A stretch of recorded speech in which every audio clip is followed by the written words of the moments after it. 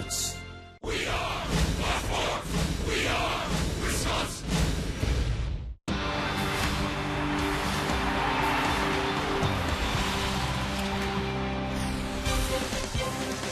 After a stunning road trip, the Brewers are back home at Miller Park with plenty of momentum. Friday Night Baseball is presented by Kawasaki Terex.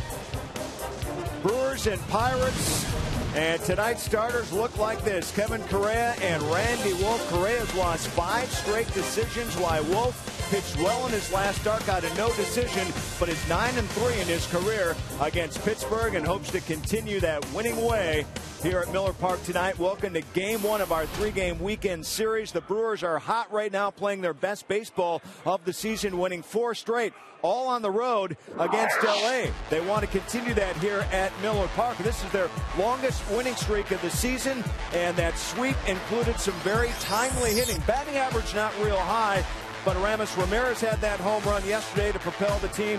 Ryan Braun virtually carried the team Tuesday, and then the pitching brilliant from beginning to end. The starters won all 4 of their starts out in Los Angeles, and the ERA just over 2, and the bullpen picking up 3 saves with John Axford as well. So the Brewers playing very well as a team right now, and now it's time for them to force the Pirates to walk the plank. The Brewers turning the table on Pittsburgh, especially here at Miller Park. Some impressive numbers here at home on the way.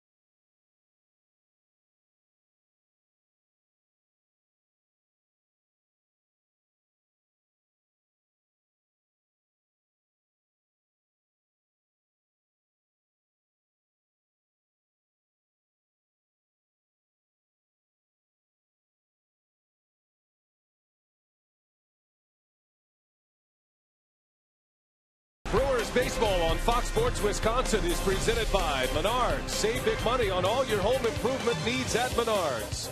By Miller Lite, because when friends come together, it's not just a good time, it's Miller time. By Toyota, when you choose Toyota, you get a lot for less. Toyota. And by AT&T, the nation's largest 4G network. AT&T, rethink possible. Yeah, it's good to be home. Miller Park all closed up tonight, Friday Night Baseball. And how about the fact the Brewers haven't seen the Pirates this year? Andrew McCutchen, he has been their lone bright spot offensively. This is a ball club that is struggling to score runs this season, averaging the fewest runs per game in the National League. You see where the Pirates stand, though. They've been able to win because they've been able to pitch. 25-25. They're at 500. Meanwhile, the Brewers right behind them at 23-28. But Milwaukee coming off a 4-game sweep of the Los Angeles Dodgers. Hi, folks. Brian Anderson along with Bill Schroeder. Great to have you with us. It certainly is great to be here in Milwaukee.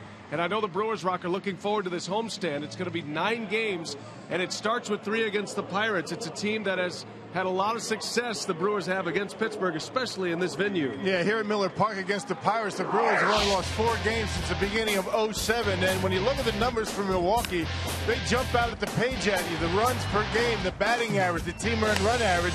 And you would think that the Brewers would completely be dominating the Pirates, but that really hasn't been the case. But there's been a lot of close games, some coming from behind victories. It's just one of those situations where whichever the makeup of the Pirates is, whoever's managing, the Brewers figure out ways late in ball games to come out on top. They're 8-1 last year. This is a new Pirate club. Their pitching has been outstanding so far this year. Well, we'll see if the Brewers can stay hot. They're going after their longest winning streak of the year. 5 in a row. Braun back in the lineup. The Brewers glad to be back home. It's the Brewers and the Buccos. And it's coming up next on Fox Sports Wisconsin.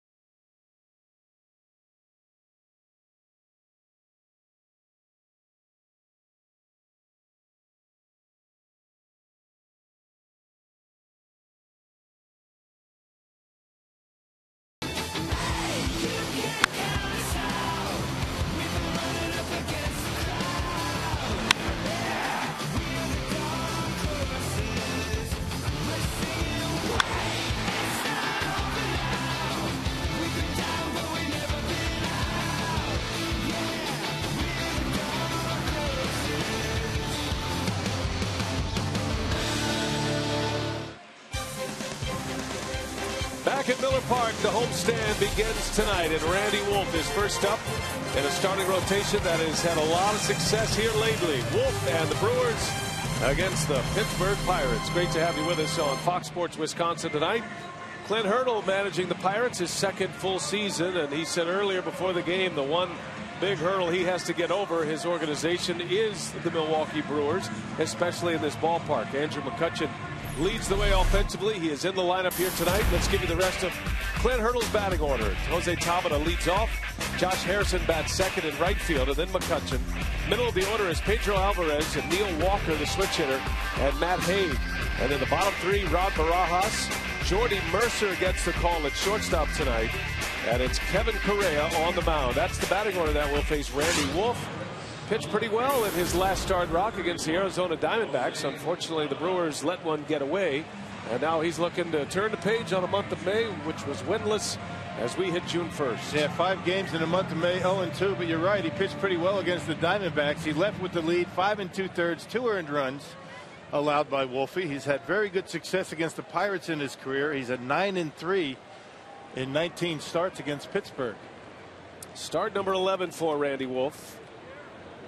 And he'll face Jose Tabata to lead off. Check our umpiring crew tonight. That is Greg Gibson calling the balls and strikes.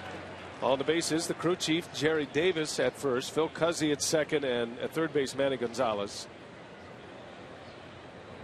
Pirates are at an even 500 starting play today. They had a win Wednesday against Cincinnati.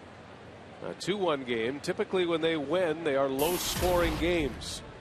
Dead last in the league in offense. They are averaging under 3 runs per game. They're at 2.94. But their pitching has been a big story. 3.23 team earned run average. And tonight Kevin Correa, who was an all-star for the Pirates last year, is on the mound. But the Pirates are 25-25 through the first 50. They've won 5 of their last 6 ball games. So what you have here, Rock, is a couple of teams that haven't faced each other yet 50 games into the schedule, and 2 teams that are playing very well right now. And 2 teams that are pitching well. The Brewers have been pitching extremely well, particularly on the last road trip. You know, offense could be an issue for both teams, but the Pirates pitching staff has been tremendous this year. So you figure another low scoring series, just like the series that the Brewers just finished in Los Angeles. Brewers sweeping the Dodgers for the first time in franchise history, and doing it at Dodger Stadium. The Dodgers with the best record in the major leagues and the best home record. The Brewers went in, took care of business. Tabata draws the walk, and Randy Wolf will pitch with a base runner. So the Pittsburgh Pirates, fewest runs scored in the major leagues coming into play today, but at an even 500. Their pitching has been stellar. A.J. Burnett is the leader of their staff. They're 3rd in the major leagues in earned run average. Pirates have had a nice long stretch of home games, and now they're embarking on a long stretch of road games here, beginning in Milwaukee.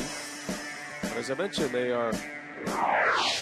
have won 5 out of 6. They are 5-1 against the Central. Tabata takes off, and the throw by Kataris is late. And right away, the aggressive Pirates swiping second base. And not messing around, going on the first pitch. First move from Randy Wolf. Hey, remember, George Kataris is having a tough time with that hamstring. He looked a little bit better as the game went on in L.A., but right away, Tabata able to steal a base. That's number 6 for Tabata this year. He's been thrown out 4 times. And Clint Hurdle knows he has to move runners in this offense via the stolen base, the sac bunt, hit and run, whatever it takes to maximize your opportunities to score runs. Josh Harrison. And he drops a bunt down. Wolf has it going to third base, and Ramirez the tag out at third. Yeah, what a play by Ramirez. Well done getting back to the bag, and a good throw by Randy Wolf. Ramirez was charging and then realized it was right back to the pitcher, went back to third, and they were able to get the out. Well, a tremendous adjustment by Aramis Ramirez.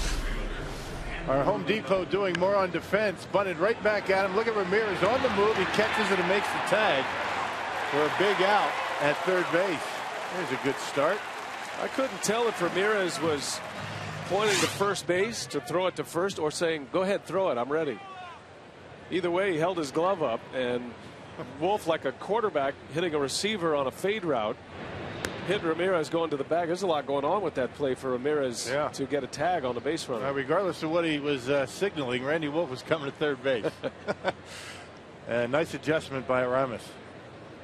The former Pirate, Aramis Ramirez.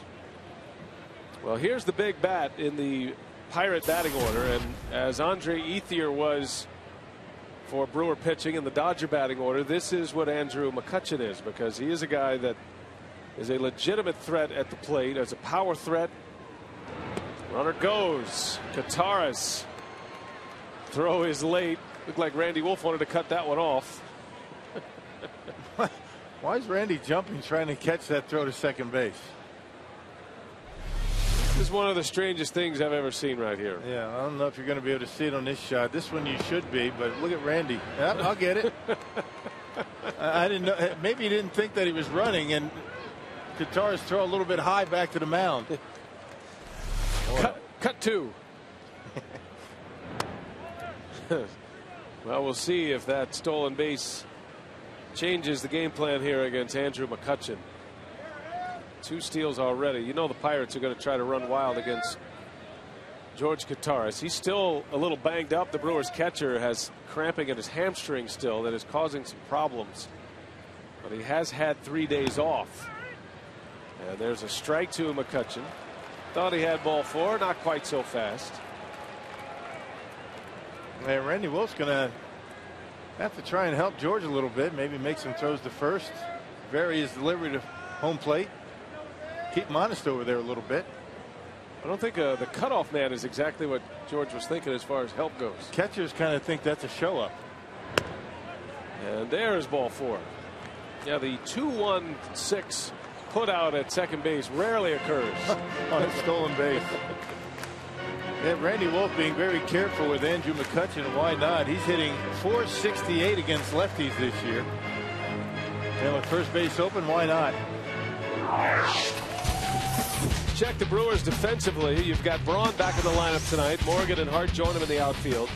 Cody Ransom back in there as well. Aramis Ramirez at third. And then the right side is Brooks Conrad and Taylor Green, with Kottaras doing the catching. It's the Menards Brewers defense.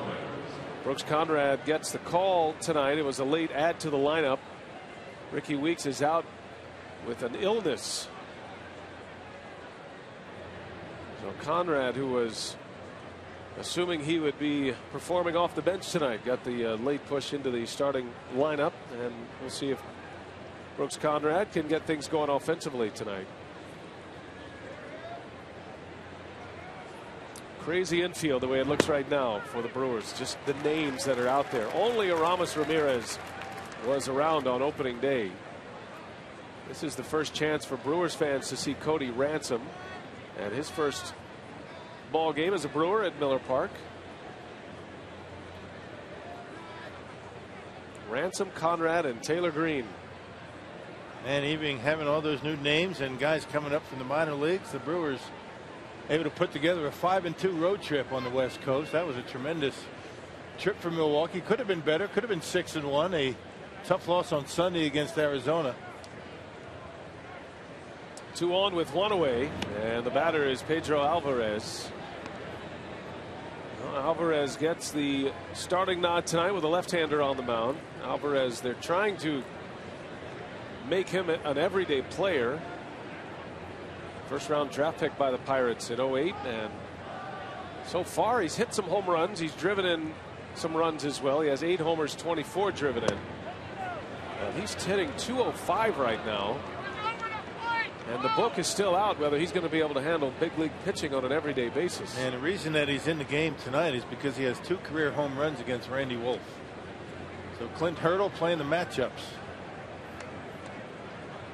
Pedro Alvarez has 4 career home runs off left-handed pitching, and 2 of those against Randy. Swing and a miss. 2-2. Kind of thought maybe you'd have Casey McGee over at third base with Wolf on the mound, but they go with Pedro Alvarez. Yeah, McGee's been getting a little time at third, occasionally at first base as well.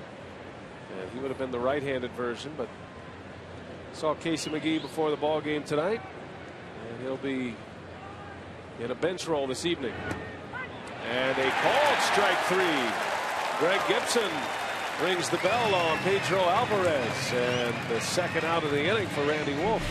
That good breaking ball on the outside corner, and Alvarez pulling off that breaking pitch from Wolfie. Well, you're not able to see it all that well, and Greg Gibson rings him up. So 2 men are out, and it'll be Neil Walker. There's Casey McGee, fan favorite. You know, when he gets his first at bat, he'll get a nice ovation from Brewers fans. I understand that the McGee family is here at the ballpark. Casey loved Milwaukee. You know, his son Mac, we've chronicled this through the years, has cerebral palsy, and Casey was saying before the game, he goes, we haven't found a better spot to help Mac along in his rehab process and his treatment than right here in Milwaukee, Wisconsin. And he wanted me to pass along his well wishes to all the fans watching. Little jam shot out to second base. Brooks Conrad makes a play, and Randy Wolf with a scoreless first inning. Brewers are coming up. Kevin Correa pitching for the Pirates.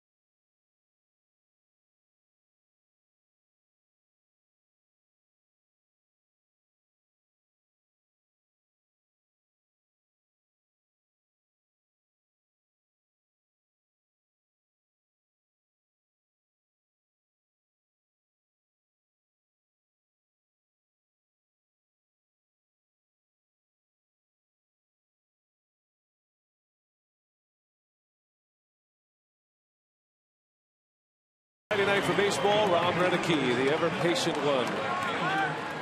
He has seen his team turn it around on the road, coming off a 5-2 road trip. The Piggly Wiggly batting order for Renneke this evening. Corey Hart, Nyjer Morgan, Ryan Braun at the top. Braun back in there. And then you got Ramirez, Kataris, and Conrad.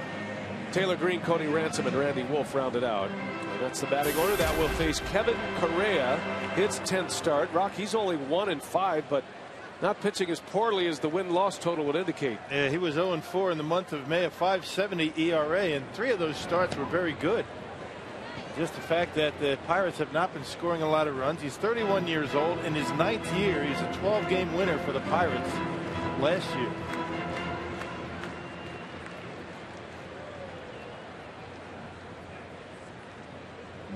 Corey Hart leads the way for the Brewers, and he sends one high in the air. Wow, that's way up there. And it's going to be the first baseman, Matt Haig, to make the catch for the out. So one gone. Here are the Pirates defensively, courtesy of Menards, Tavita, McCutchen, Josh Harrison, Matt Haig, and Neil Walker on the right side, with Jordy Mercer and Pedro Alvarez on the left side. Veteran catcher Rod Barajas is behind the plate for the Buckeyes. And the former Pirate, Nyjer Morgan, will bat. Morgan was very well liked in Pittsburgh his time with the Pirates. Traded to Pittsburgh, or from Pittsburgh to Washington. And his tenure in Washington didn't go so well.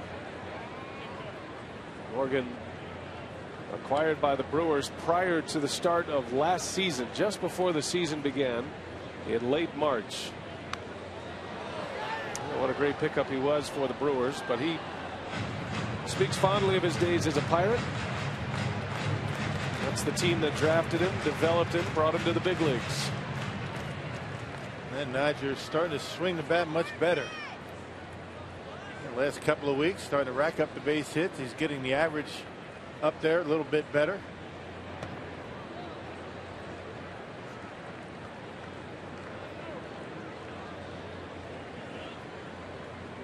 Well, the Pirates got in here early yesterday. They had a day off yesterday after a 2-1 victory over Cincinnati on Wednesday.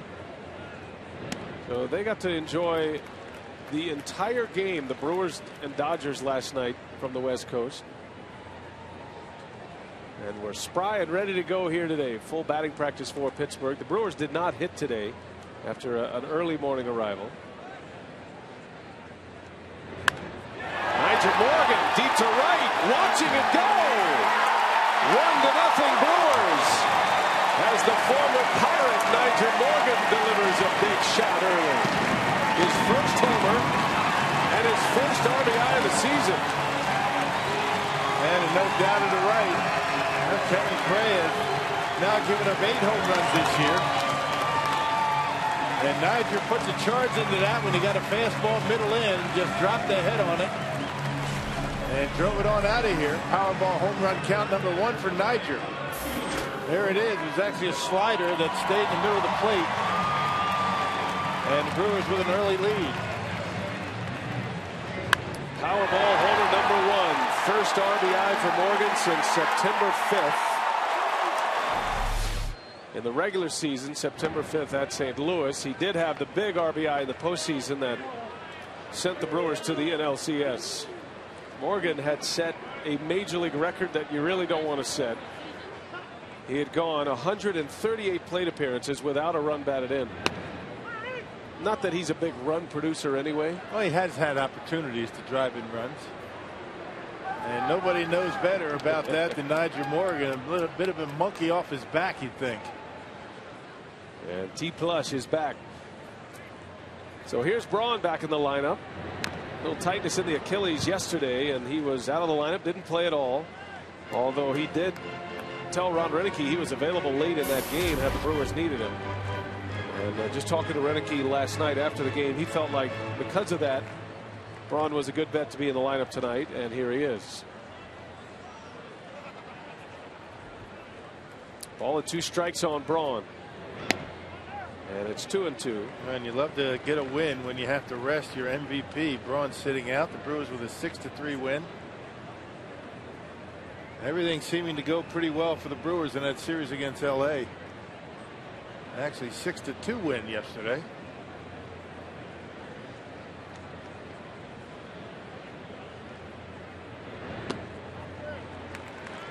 Well, the Brewers with that 4-game sweep of Los Angeles, completing a 5-2 road trip. The first 2 games were tight ones, 1-run games.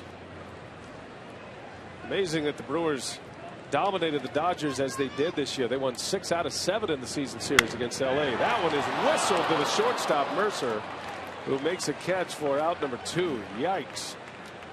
That's about as hard as you can hit a baseball right there. Yep, it had a little bit of a hook on it, and Mercer able to hang in there. I know that ball handcuffed him a little bit.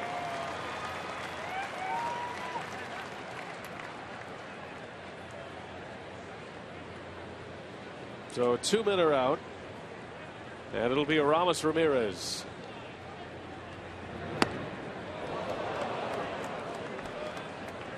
Would that be the definition of swinging out of your shoes, partner?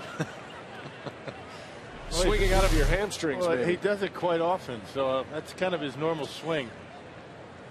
No batting practice on the field for the Brewers today. The Pirates did hit on the field, but the Brewers did take BP in the cages. So if you're worried about Aramis pulling something on a swing like that, don't worry about it. Well, maybe that just means he's in a good groove at the plate. He certainly is. Had a big day yesterday, 2 for 3 against the Dodgers. Had a 2-run home run. Ramirez now with 5 homers. That one got in on his hands a little bit. McCutchen coming in, and that will retire the side. But Tony Plush makes his debut at Miller Park. Nigel Morgan goes deep, and the Brewers have the early lead tonight.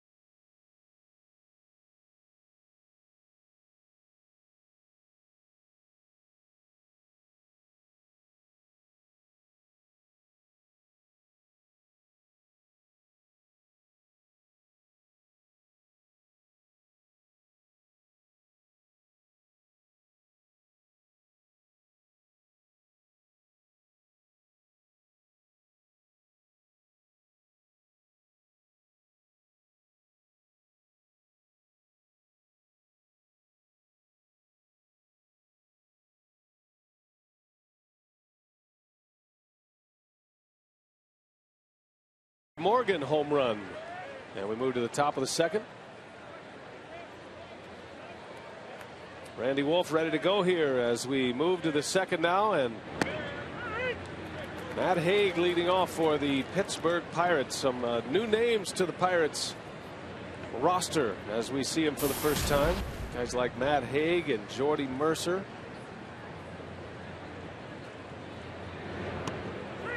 Hague, big first baseman, been a power hitter in his minor league career.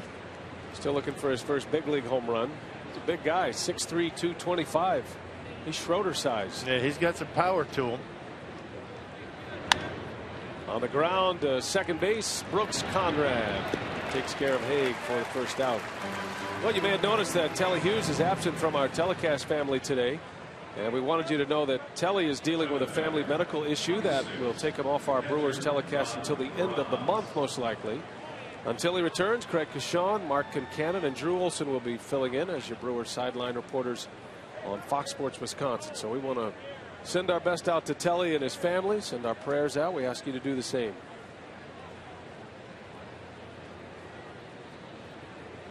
One gone, it'll be Rod Barajas. Barajas comes in hitting .232. He does have 4 homers. 9 runs batted in. Pittsburgh is not a home run friendly venue, but the Pirates don't hit many home runs across the board outside of Andrew McCutchen. They have Garrett Jones as well, a power hitter who's not in the lineup. Yeah, that's the interesting thing. Garrett Jones not at first base. Clint Barmas not playing today. A couple of guys that veteran guys that you would think would be in the lineup, particularly against the Brewers, given all the success that the Brewers have had against Pittsburgh.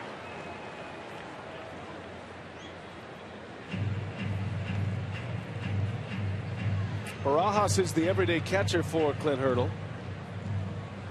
Mike McHenry is his backup, but Barajas has done a tremendous job, according to those who cover the Pirates, in navigating this pitching staff through. We mentioned the Pirates' success with their staff, not just their starters either.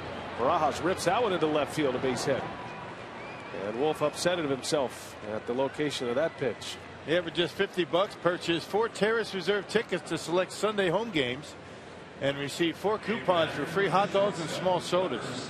Family Day tickets are $12.50 each. Visit Brewers.com/Family Days.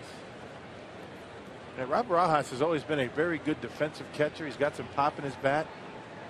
You know, the combination between Barajas and Michael McHenry behind home plate.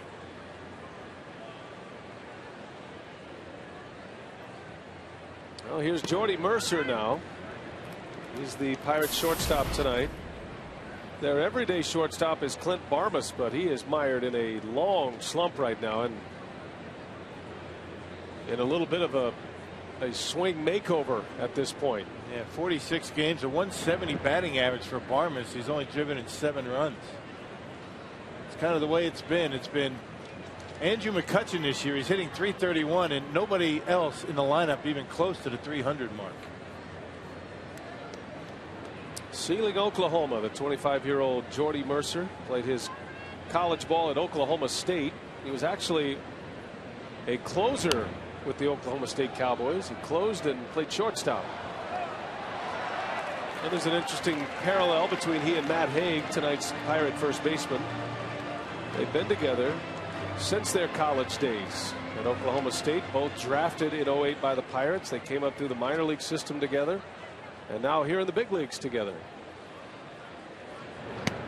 There's a swing and a miss, and Randy Wolf picks up his second strikeout.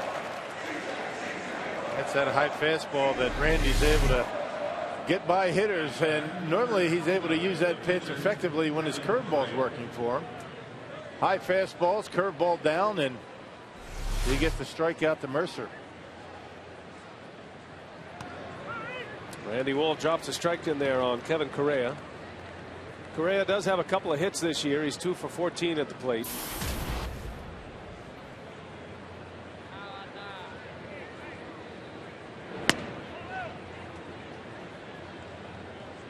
Brewers off to a good start tonight, and they've been doing that lately in this 4-game stretch, winning 4 in a row, all in Los Angeles. Good early offense for Milwaukee. And you combine that with a terrific pitching. They all work hand in hand, but I think the Brewers pitching staff feeding off the offense and the early offense, and vice versa. The way the Brewers have been pitching lately, I think this Brewers lineup knows it's not going to take 1 or 2 runs. You know, you're not going to have to go out there and score 6 or 7. A little pressure off the offense. And this good run through the starting rotation started with Randy Wolf in Arizona and continues through Zach Greinke yesterday, and hopefully Randy can keep it going. There's Mike Fiers. He'll be making his Miller Park debut as a starter here on Sunday. Correa, a little lazy fly ball, shallow center. That's going to fall, a base hit.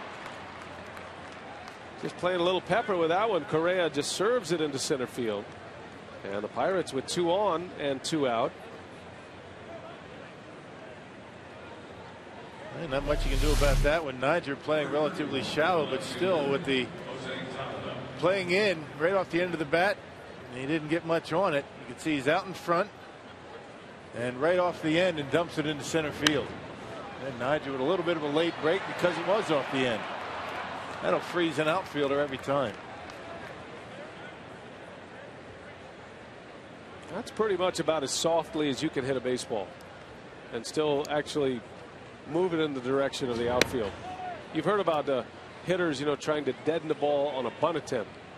Correa did a beautiful job of deadening there on a full swing. Yeah, but that looks good in the paper tomorrow. Yes, it does. It's his 3rd hit of the year. That's a 1 for something for Correa.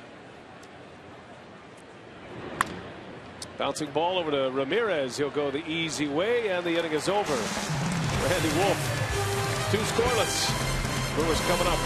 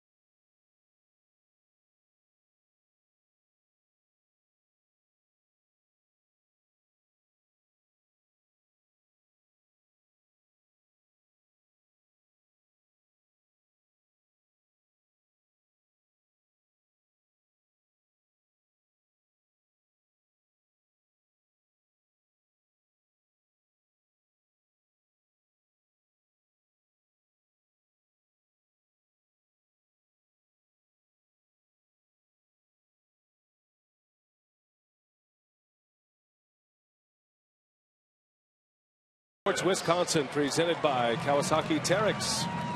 Brewers lead 1-0 on a Niger Morgan home run. Randy Wolf, his last time out Sunday in Arizona, 5 2/3 innings, left with the lead, and that started a run for the Brewers starting pitchers of 4 consecutive wins. Markham on Monday, Mike Fiers in his first big league start on Tuesday, giving up just 1 run in 7 innings. Then it was Gallardo who added to it. That was Wednesday's victory against Los Angeles. And it was capped off by Zach Greinke yesterday. 4 consecutive wins, Rod. All 4 wins belonging to the starting pitchers on that particular night. And they needed every one of those good starts because the Dodgers starting rotation not bad in their own right. A 2.27 ERA in that stretch of 5 starts. Able to eat up a lot of innings. 31 2/3 innings, caping the pressure off the bullpen. And in 3 of those games, the Brewers able to pick up saves. Yeah, Axford picked up the 3 saves. Francisco Rodriguez was going to be the closer last night. As Gutierrez bounces off the glove of Haig and safe at first. Remember, George not running well. He has the hamstring problems. And I think if Haig picks that up right away, because Correa never gave up going to first base. Off his glove, over towards second. He thought there's no way I'm going to be able to get the base runner by kicking it over that far. But watch George. If he picks it up right here, he gives up on it right there. If he throws it, it might be close. That'll be an error. E3 on Matt Haig. Right off the heel of the glove. And the Brewers put a man on. Here's Brooks Conrad. Conrad still looking for his first hit in the big leagues this year. In stark contrast to what he was doing in AAA Nashville. He is 0 for 23 in the major leagues this season. In Nashville, in 21 games, he was hitting .405 with 10 home runs and 28 runs batted in. And things just seem to be snowballing on him here in the major leagues. He just got off to a slow start, then starting to put pressure on himself, and those are the kind of things that can happen, even to a guy that's had a lot of success at this level. Conrad made his name in the big leagues as a pinch hitter. Yeah, Conrad is a good hitter. He's a switch hitter. And I think Ron Renicky is hoping for the law of corrections to start paying off for Brooks Conrad, as he is called for a swinging strike there by the third base umpire. 1 ball, 2 strikes on Conrad. Brooks said he made a mechanical adjustment down in AAA, and it really seemed to help. Hasn't really shown up here in the big leagues, and his playing time is sporadic in the big leagues, so it's not like in Nashville you don't have the bright lights and you're not in the lineup every day.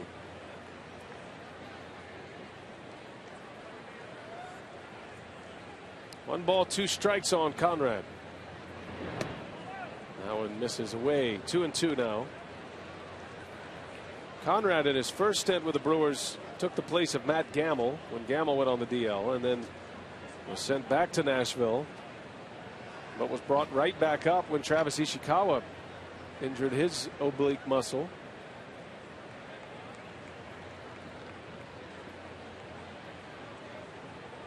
That one's hit hard to left, but right at Jose Tabata, almost in his tracks.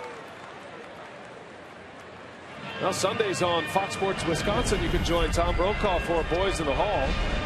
The personal stories of some of baseball's greatest legends, and this week it's Ralph Kiner. Boys in the Hall, Sundays presented by Subway Restaurants, where winners eat.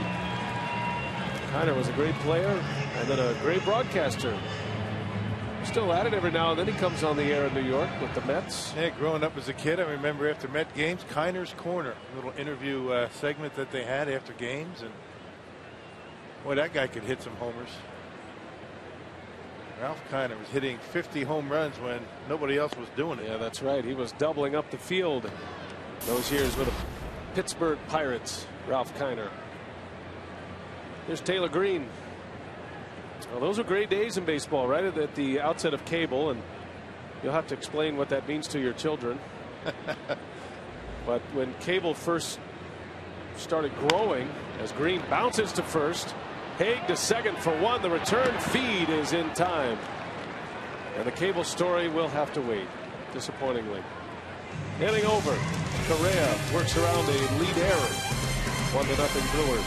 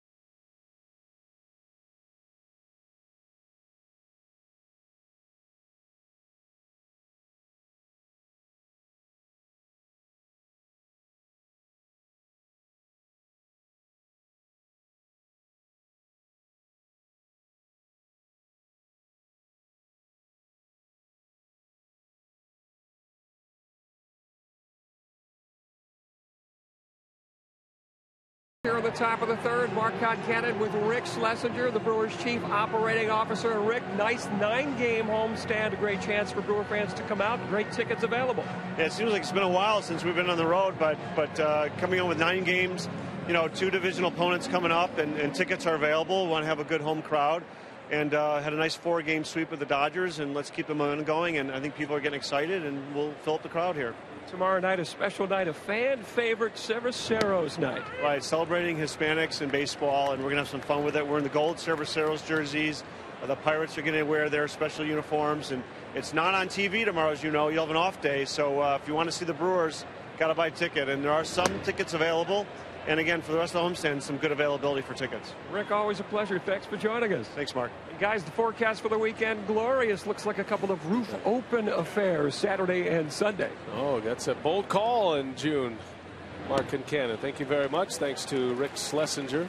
You could tell Rick missed us, though, right? I mean, we've been gone. And did you make your rounds up there in the offices today? I did not. I did not make it above the Lowe's level today.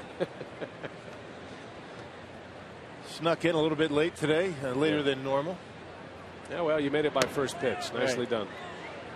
Well, no sense of getting here too early. There's no BP on the field. Come up here, get settled in, acquaint myself with everybody here in the booth, and here we go.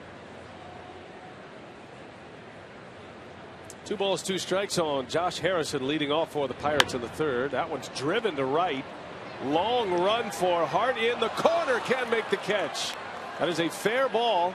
Harrison very fast on his way to third base with an easy triple. Some kind of effort by Corey Hart.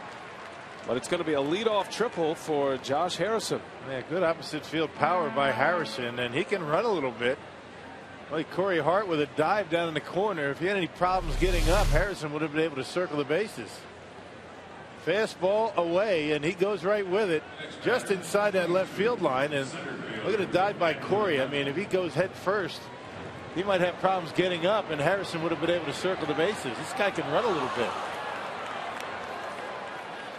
That is the third triple of the year for Josh Harrison, and that hit snaps an 0 for 12 streak at the plate.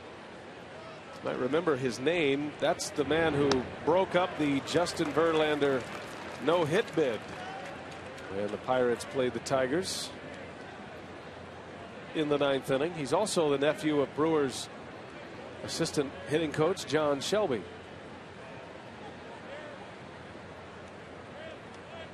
Runner at third, the tying run with McCutchen at the plate. Swing and a miss. Big cut.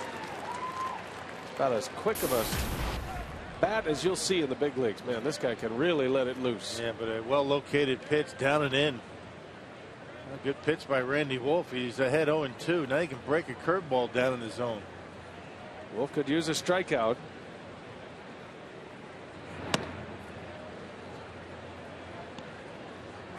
You mentioned that McCutchen has 22 hits against left-handers this year. The Pirates coming in with only 96, is it?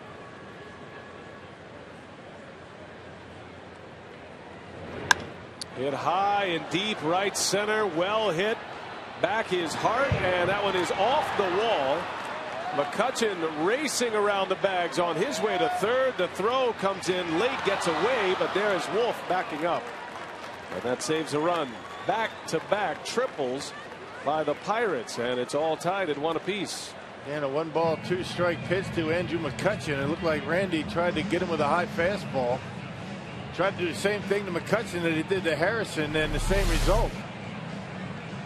There it is, up and away, pretty much similar locations, and both of them drive it to the opposite field. This one a few feet from getting out of here in the right center. There's that guy about halfway up that wall, and back-to-back triples, and the game's all tied.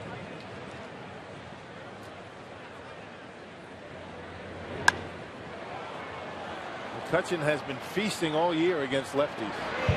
He really has. McCutchen now with 27 runs batted in for the season. Pushing that batting average near 500 against left-handed pitching this year. Just 23rd hit against lefties. Hitting .479. Yeah, coming in, he had almost 25% of all the hits for the Pirates against left-handed pitchers. 0-2 to Pedro Alvarez. A strikeout victim in the first inning. All tied at 1. Go ahead run for the Pirates at third base. Nobody out. Infield in for the Brewers as Wolf just missed on the outer half.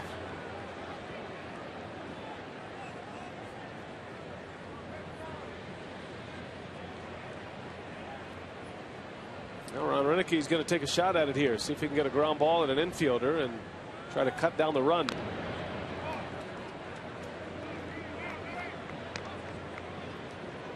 In order to do that, if you want to be successful in bringing the infield in, you got to get the baseball down.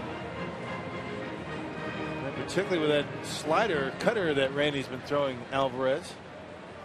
Got to get it down and away, get a ground ball. Won't take much in the outfield by way of a fly ball to get McCutchen in. There's a called strike 3. Surprised him with a fastball. And Alvarez has struck out looking twice in this game against Wolf. Yeah, once on a slider, once on the fastball. This one right down the middle. Apparently Alvarez looking for that breaking pitch, and right down the middle. He knew it.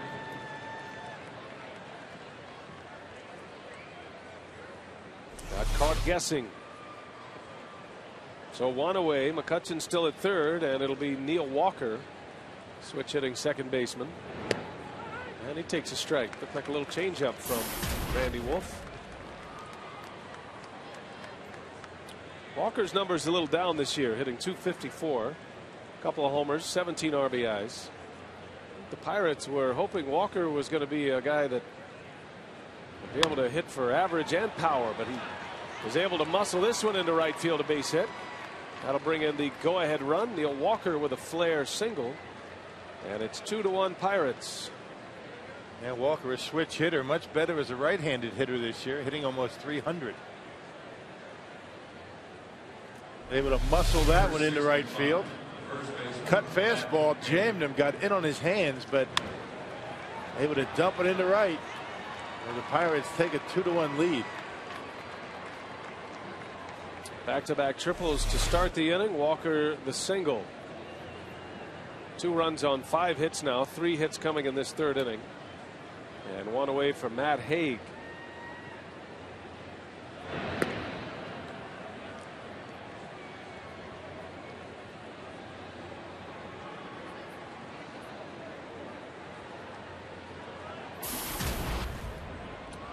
Haig in his first year in the big leagues. Made his major league debut earlier this season. Started the year in AAA Indianapolis.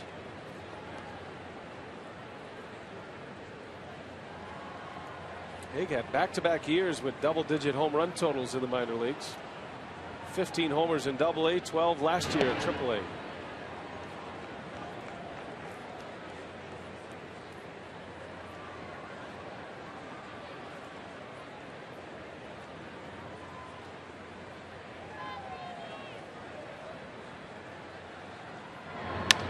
There's a shot right off the mound and out into center field, and the Pirates are getting some good wood on the Randy Wolf offerings in this inning. The 4th hit already. Now, even when the game isn't on, you can still see all the plays and at-bats that matter most during Brewers Squeeze Play, a 30-minute condensed version of select non-televised Brewers games. Catch the action tomorrow from the Brewers and the Pirates game. Brewers Squeeze Play tomorrow at midnight on Fox Sports Wisconsin. Check them out in their gold uniforms tomorrow. Cerveceros Day here at Miller Park. 2 on with 1 out. 4 hits in the inning. 2 runs are in, and Wolf deals Rod Barajas strike 1. I haven't seen too many of those big Randy Wolf curveballs today. It's been fastball, changeup, cutter. Hasn't showed that curveball yet.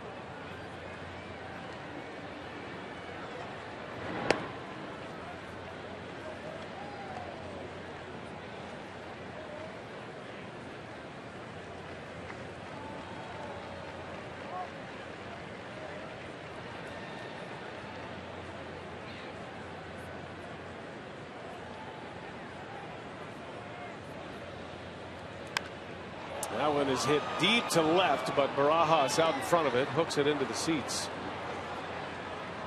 And he jumped all over that cutter. Cutter was supposed to be in. He left it out over the plate a little bit and up, and Barajas scorched that one. Well, Randy Wolf would love to get a double play ball here to end the inning. That was a big part of the story in Los Angeles and throughout the road trip. The Brewers turned 14 double plays on the road trip. But everything is up right now for Randy Wolf. It'd be tough to get a ground ball. Yeah. Get the ground balls in that cutter that he gets down in his zone. Maybe the change up away. Get Barajas to try and roll over on it and get turn two. Neil Walker at second. Matt Haig at first. 2 runs are in for the Pirates. The 2-2 is just outside. Just with a changeup, and the count is full. And we'll see if Glenn Hurdle wants to put his runners in motion here. And if he does so, Kataris, who's not moving around very well behind the plate, we'll see what base he decides to throw to. They stay put, and Barajas lifts it in the air, slicing foul. That'll end up in the seats.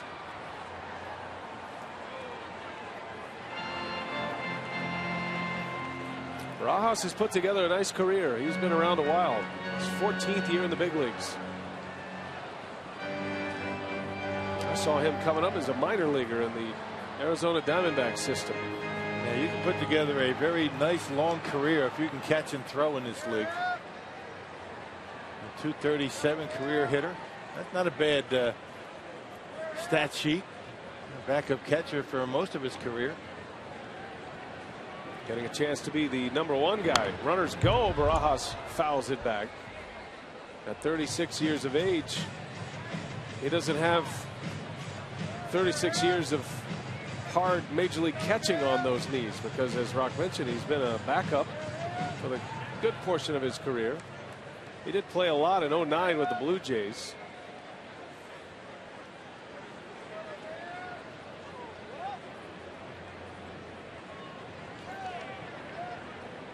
Got to be careful with him. He has some power. We saw him with the Dodgers the last couple of seasons. And he's been with a number of teams. Arizona, Texas, Philly, Toronto, the Mets.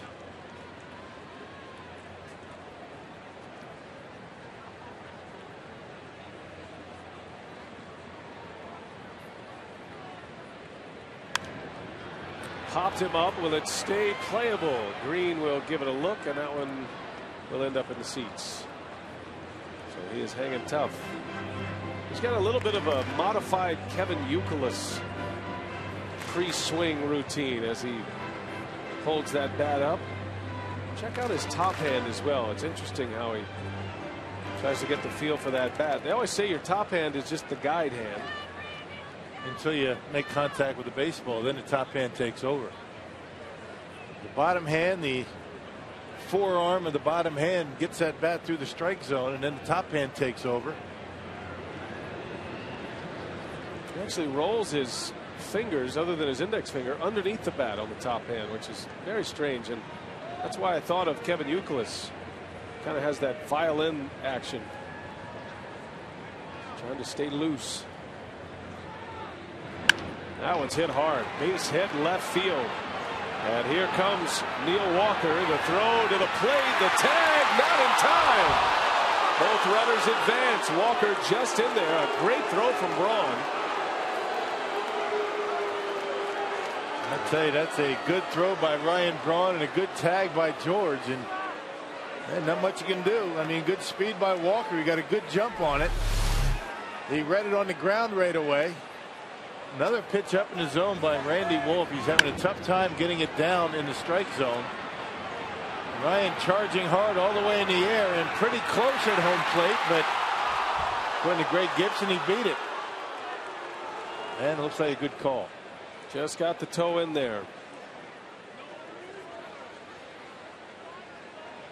Yeah, good call. And because the throw went all the way through, both runners advanced there. So now it's second and third with one out. And the Pirates putting together a big inning. Yeah, it's one of those situations where you don't blame the outfielder for throwing it all the way in the air. We're not worrying about the cutoff man. I'm going to be able to knock that run out. And Neil Walker able to beat it. And now Randy's starting to throw the curveball. The Pirates scoring more runs in this inning than they average per game. 3 runs in for Pittsburgh. Yeah, 7 hits already against Randy. Yeah, 5 of those coming in this frame.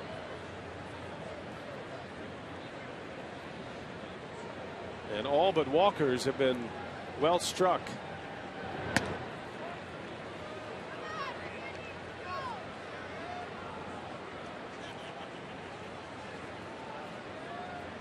Jordy Mercer struck out last inning. This is the way out of the inning for Randy Wolf. You've got the 8th place hitter, a struggling young hitter, and the pitcher coming up next.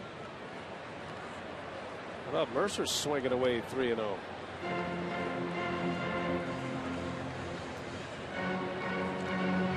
Sometimes a manager will do that with a guy that's having a tough time getting hits. Get a fastball down the middle. Why have him take it? Sometimes that'll get you going. Lost him. Boy, what an inning for Randy Wolf. This is shaping up to be a big one for the Pirates. Wolf in a whole lot of trouble here as Rick Kranitz on his way to the mound. 3 runs already in on 5 hits and now a walk. And Randy Wolf already at 70 pitches. And we're in the 3rd inning. Quick trip to the mound for Rick Kranitz. Guitars joining him out there.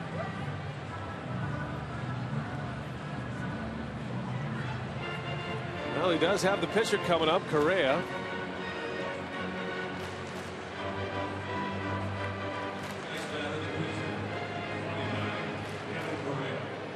Bases loaded. The only out was a Pedro Alvarez strikeout.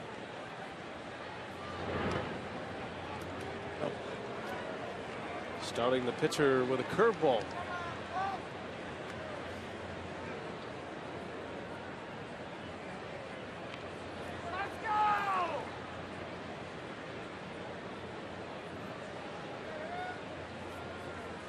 Correa had a hit his last time up. He singled, little flare. Pop up. Green gives it a chase, and that one's in the seats. Ooh, wow, and Brooks Conrad trips. Goes crashing into the sidewall over there. I'm not sure what happened to Conrad, but he went flying, and maybe the umpire and Conrad kind of got caught up with each other a little bit. Let's check it out. Yep, that's what it was. Nice little crackback by Jerry Davis. Jerry Davis, yeah, that'd have been 15 yards right there. I don't know. It looked like he had his shoulder pad square. Block in the back. Can't do that, Jerry. You know better. 1-2 the count.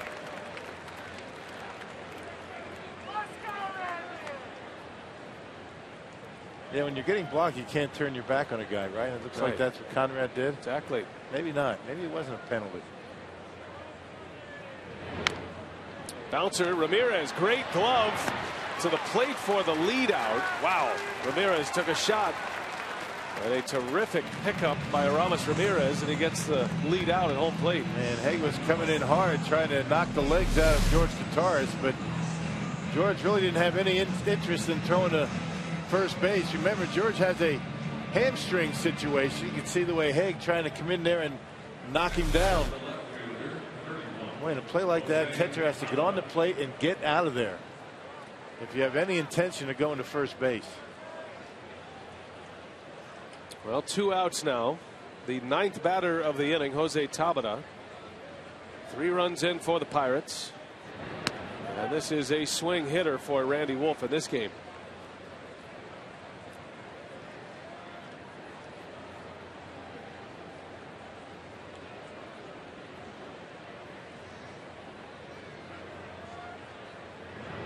Tabata into center field. Nyjer Morgan. It goes over his head. Oh, my goodness. Morgan chases that one to the wall. 3 runs are going to score. And the Pirates have a 6-1 lead. Goodness. All right, that would have ended the inning. Tabata hit that one right on the nose, had some backspin on it, and Nyjer Morgan misjudged it, and everybody scores.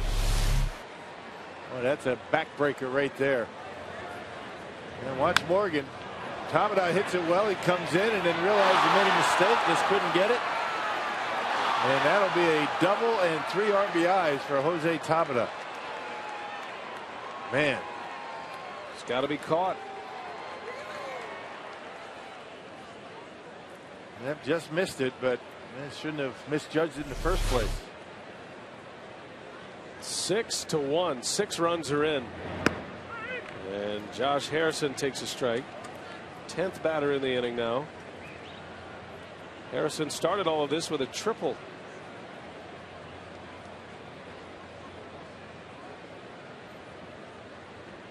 Game changer right there. Boy, that could have been huge for Randy Wolf. Morgan will make the catch here, and the side is retired. Brewers in a deep hole here tonight.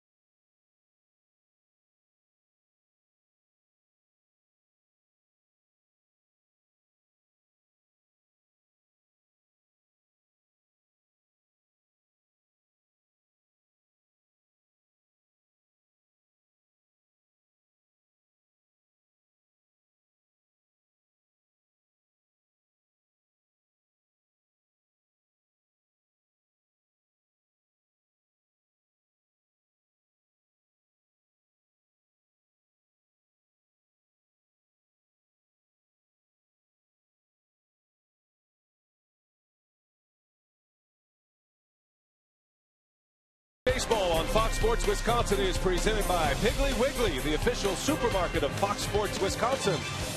By Ho Chunk Gaming Wisconsin, your ticket to more. And by Marshfield Clinic. Don't just live, shine.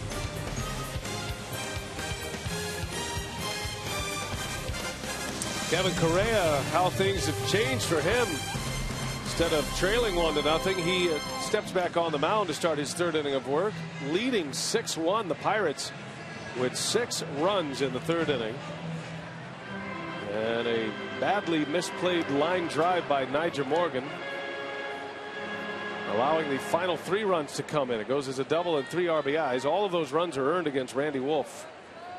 6 runs on 8 hits so far against Randy Wolf. And we'll see if the Brewers can start the long march back in this one. Down 5. Plenty of baseball to be played here tonight as Cody Ransom takes a strike.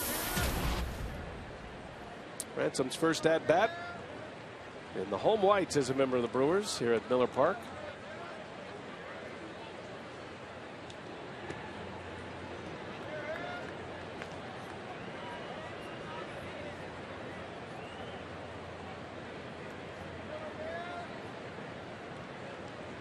Ransom will be followed by Randy Wolf, and then back to the top of the order. Much needed day off yesterday for Ransom. Ron Renicky saying he had a few little nicks and bumps, but certainly not a guy that is used to physically playing every day. He went from with the Arizona Diamondbacks hardly playing at all. He took a week off before his debut with Milwaukee, and then he plays every day. You're going to get a little bit sore after doing that. His first start was at third base, the others at shortstop. Finally got a day off yesterday. Played in 6 in a row. Right off the end of the bat, out to the shortstop Mercer, and there is out number 1. Let's take a look at our Carsoup.com email the booth question tonight. Matt in Princeton wants to know what is the most impressive thing about the Brewers' sweep of the Dodgers in Los Angeles. Well, we talked about it. I mean, the starting pitching from Milwaukee was tremendous. All 4 of the starts very good. All 4 of them quality starts. And can't say enough about what Sean Markham did in the first game of that series. I mean, 7 innings. He was outstanding, and he really set the tone for the entire series. He kept the Dodgers down. Mike Fiers comes in and has a big shot in the arm as well. So starting pitching tremendous, and he knew it was going to be important that the starting pitching did that going into that series. And you have to say Mike Fiers, as far as individual surprises, you just didn't know what you were going to get. A guy making his first major league start in that setting against the team with the best record in baseball, and he was brilliant. Wolf back up the middle, backhanded by Walker, jump throws in time. Wow, what a play. Terrific play. I had that down as a base hit into center field. How about Walker? Pretty solid up the middle is Neil Walker as far as second base goes. A very good throwing arm, off balance, able to get Randy Wolf on a ball that sounded, it looked like it was going to be a base hit. They got him by a couple of steps.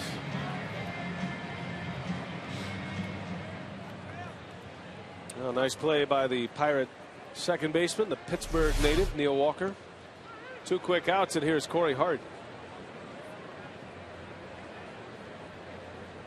Brewers start a 9-game homestand here tonight. Had 3 in a row with the Pirates, then a day off Monday, and then a stretch of 6 in a row at Miller Park, beginning Tuesday with the Cubs. So you have a chance to see the Cubs and the San Diego Padres after this 3-game series with Pittsburgh. The Brewers have seen the Cubs and the Padres this year. But the first meeting against the Buccos as Hart drives one to right, a base hit. And the Cubs, after losing 12 straight, have won 3 in a row.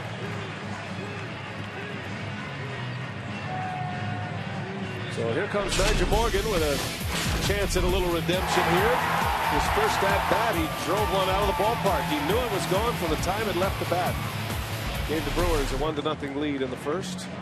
His first homer, his first RBI since last season.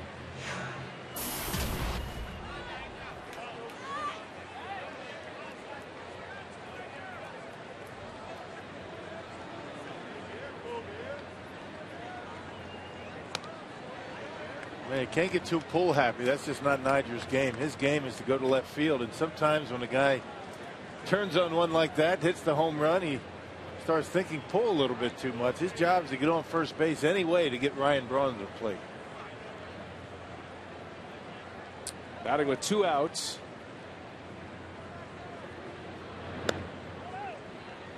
And it's 2-0.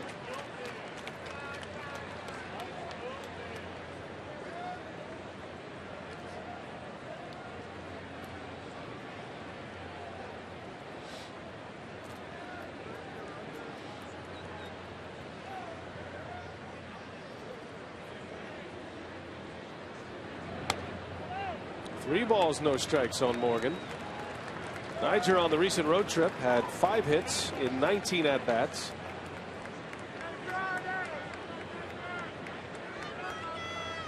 Had a great year offensively against the Pirates last season. He was a .300 hitter in the season-long matchup against Pittsburgh pitching.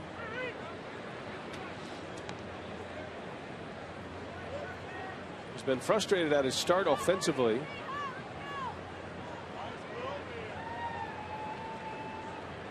Comes into tonight's game batting just .226. Last year hit .304 with the Brewers. The 3-1. Got a big cut, 3-2. Offensive struggles really, you can get a guy down, but when you make a mistake defensively like that, when you're not hitting all that well, those are the things that really keep you up at night. You know, misjudging a ball like he did in the top of this inning and costing the Brewers 3 runs. Those are the things that hurt a lot more than an 0 for 4. known as a defender. 3-2. Hart will take off, and Morgan fouls it back.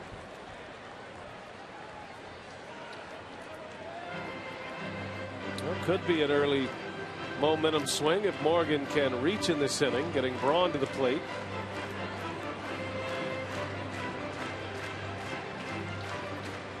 Miller Park must feel like a wiffle ball stadium after 4 nights in Los Angeles.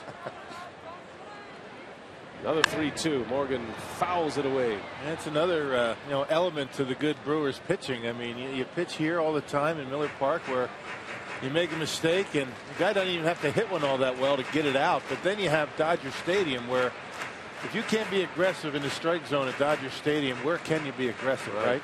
Especially at night. Right. Yeah. Throw strikes, keep the ball down, and you take your chances even with a bad pitch. Tough to hit him out of that ballpark. We'll try to get another 3-2 pitch, and Morgan fouls another one away. Good at bat going here for Nyjer Morgan.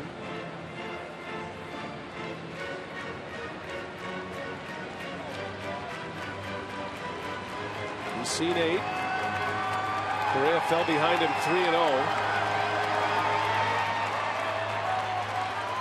Corey Hart getting his wind sprints in over at first base. He takes off the 3-2 pitch in the air, right center. McCutchen will run this one down, and the inning ends. So Correa holds serve, puts up a 0 after his Pirates get him.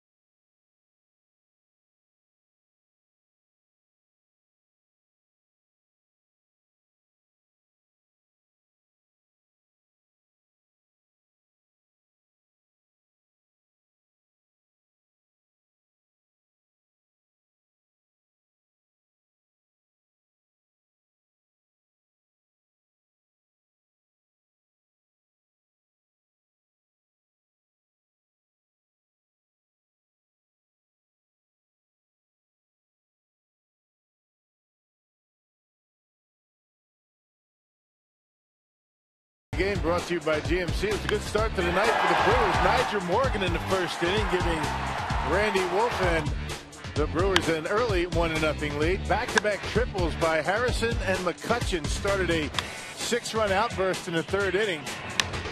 8 hits already for the Pirates against Randy Wolf in the first 3 innings. Randy's pitch count up there a little bit, getting pitches up in the strike zone, and the misplay in center costing 3 runs. Yeah, that was the big play in this ball game. And instead of a 3-run Pirate third inning, ended up as a 6-run Pirate third inning. Doesn't go as an error in the books, but certainly a play that Morgan should have made, he'd tell you.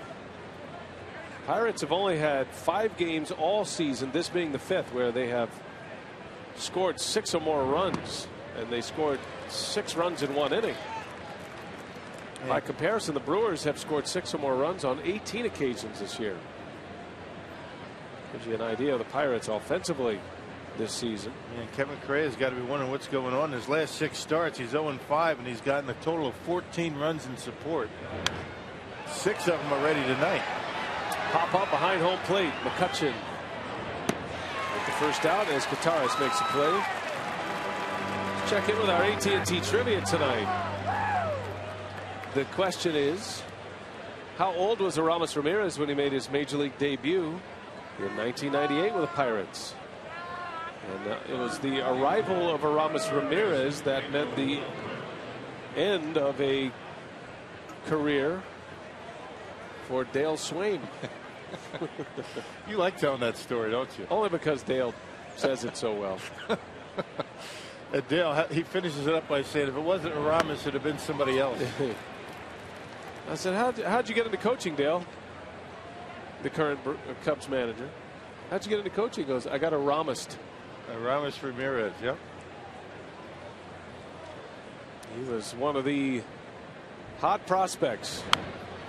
And unlike today, you know, you get a guy like Bryce Harper, you know when he arrives to the big leagues. There's so many players that, because of the information that's out there, and fans are so much more educated on what is going on down in the farm system. We cover the minor league system a great deal more than when Ramirez was coming up. But the Pirates knew what they had in Ramirez. Slow roller Alvarez is out. 2 gone in this Pirate 4th inning.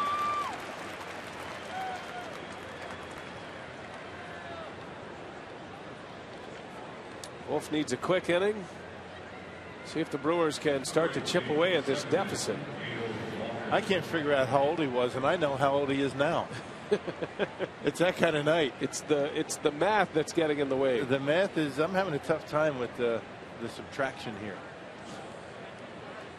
Okay. I'm not going to worry about it. Well, just sit tight, and then we'll have the answer for you. We actually have people who will do that for you. All right. So you just relax.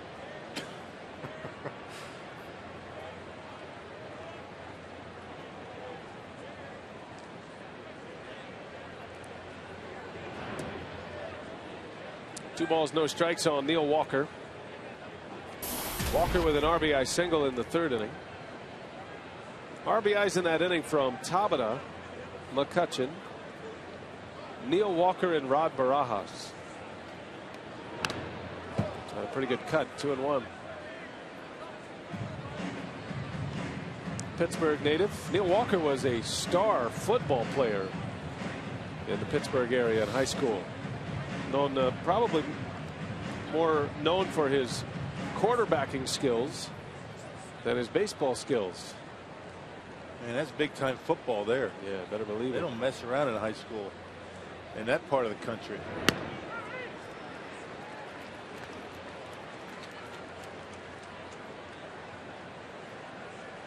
Well, it's a dream come true for Neil Walker. He grew up a Pirates fan.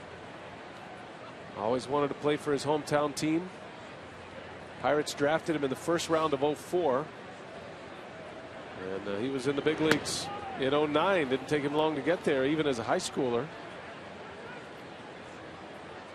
He's 26 years of age now.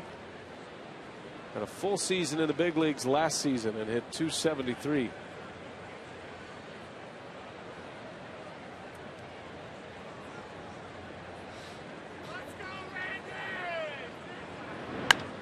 Hits that one hard to right. Corey Hart going back, and with just enough room to make the catch. 3 up and 3 down. To the bottom of the 4th. Ryan Braun to lead off. Aramis Ramirez right after him. See if the Brewers can get going offensively.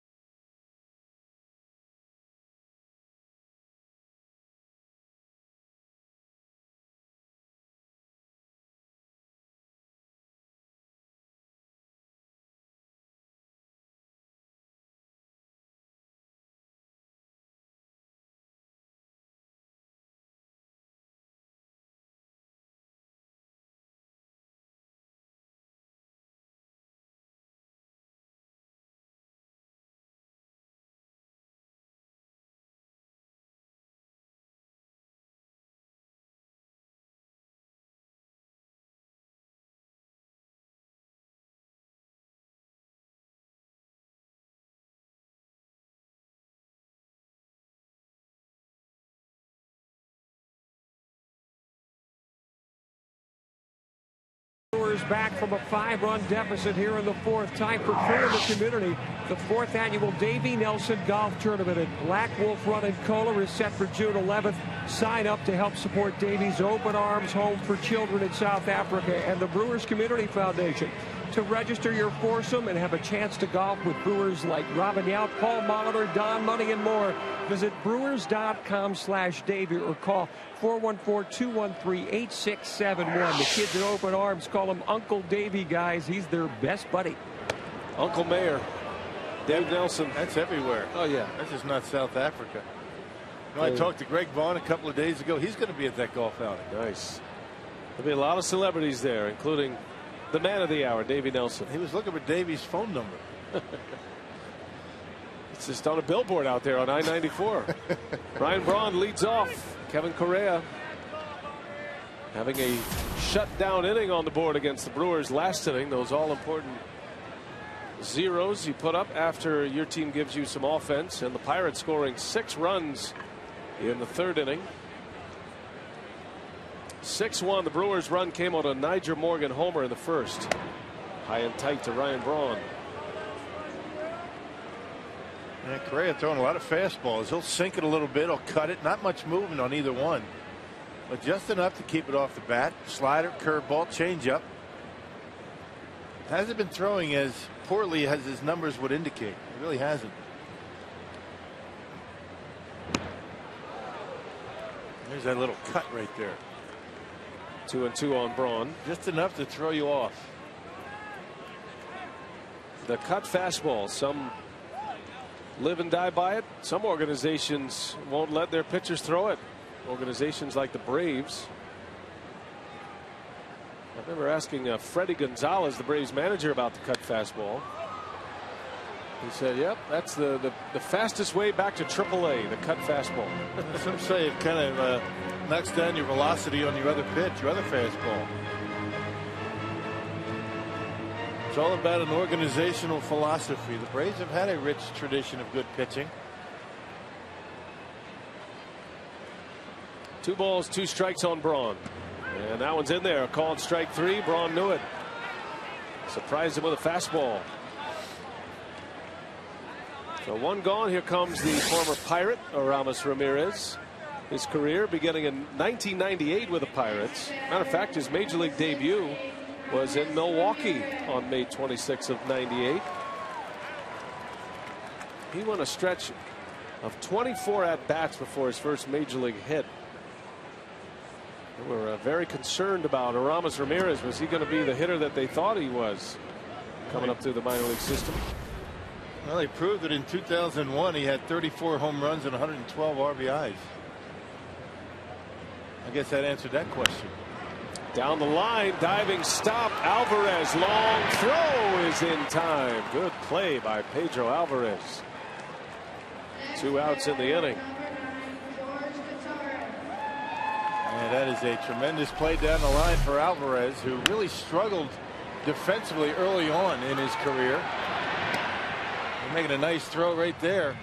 Nice backhand pickup going down to get the eyes at the level of the bounce and able to get up and get off a nice throw. Alvarez jogging over to the right side of the infield. This is a move for George Kataris, a defensive shift. First guy I ever saw do it this way was Freddie Gonzalez while he was managing with the Marlins. Speaking to the current Braves manager. But instead of moving your shortstop over and taking everybody out of position, he sends his third baseman out into the rover position in right field. And the more you think about it, it makes sense, right? You put the third baseman over where the shortstop is. Everybody else, as you mentioned, is in a spot that you're not used to. But why not just have one guy that's out of position? Good philosophy.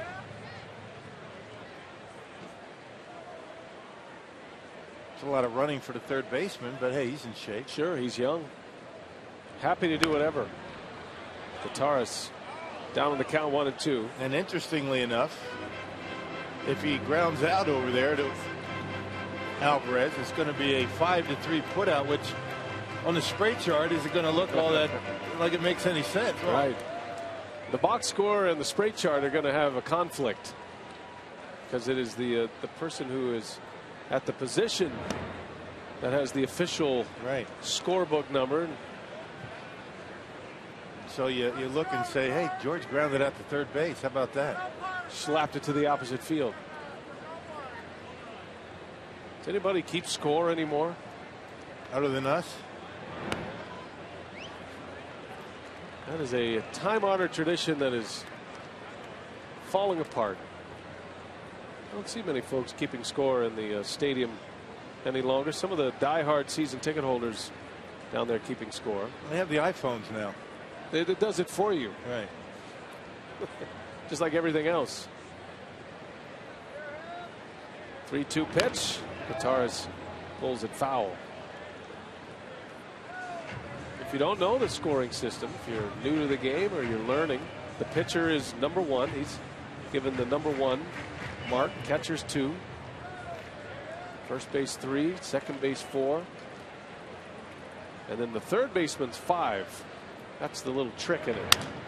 And how about that? Gutierrez goes right into the vacated hole. A base hit. Take that. That'll change the straight chart a little bit. Well, not much you can do about that. I mean, you set your defense based on what a guy's going to do most of the time when he hits the ball hard. And Gutierrez doing a heck of a job waiting back on that tailing fastball going away from him on the 3-2 pitch and able to roll it into short left. So there you go, George Gutierrez with a ground ball that finds its way into shallow left.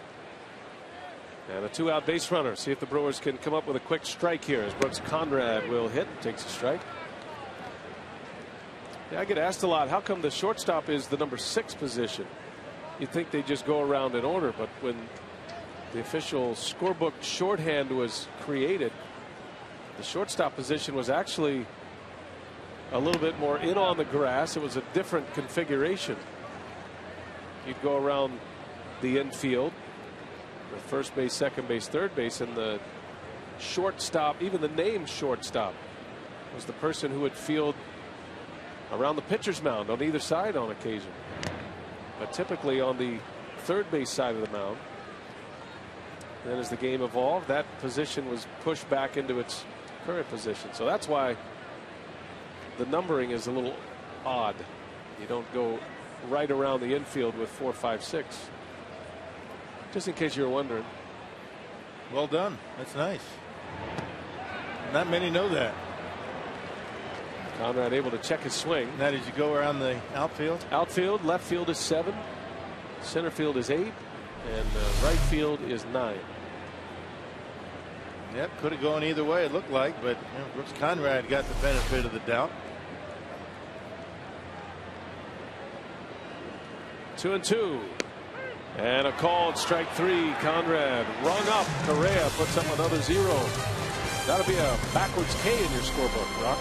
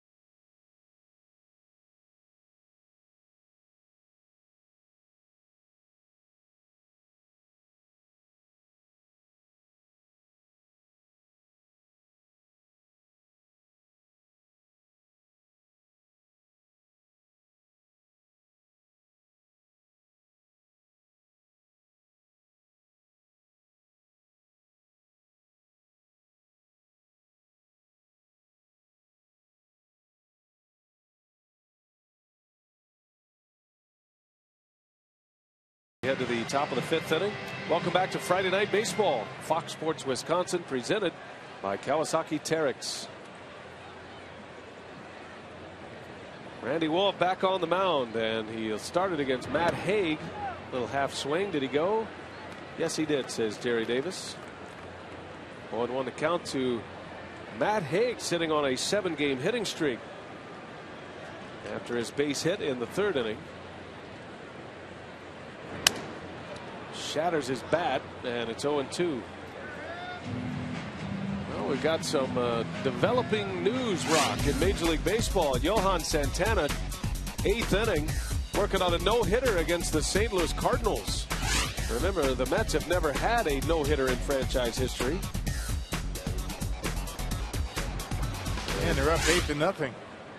So Santana, we'll see if he's going to be able to become the first Metropolitan to have a no-hitter. And you think about all the great pitchers that have pitched for the Mets, guys like Nolan Ryan and Tom Seaver, Dwight Gooden, and Philip Humber. Well, and with an 8-0 lead, I mean, you have a better chance of being able to pull that off with an 8-0 lead as it would be if it was a close game. I mean, you can pitch around guys, perhaps. If you get behind in the count, you can, work around some guys. And let's see if Santana can do it. He's always been a guy that has the stuff. Santana coming back from shoulder surgery. Hague reaches out, sends that one to left field. Braun makes the catch. Able to run it down for the first out of the inning. Well, there aren't too many left fielders that go down the line any better than Ryan Braun. He is outstanding. Getting on his horse, angling back, and able to get down that left field line to haul that one in. Off the end of the bat, Hague hooks it on the curveball, and Ryan Braun able to make the catch. Every outfielder seems to have one direction that they go better than the other. For Ryan Braun, is down the line.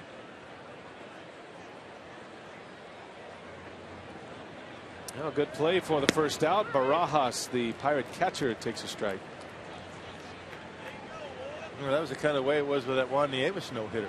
7-0 lead against the Orioles, and be able to work around some guys, pitch a little bit differently, because every base runner is not going to be not going to cost you the game. And we'll see how it works out.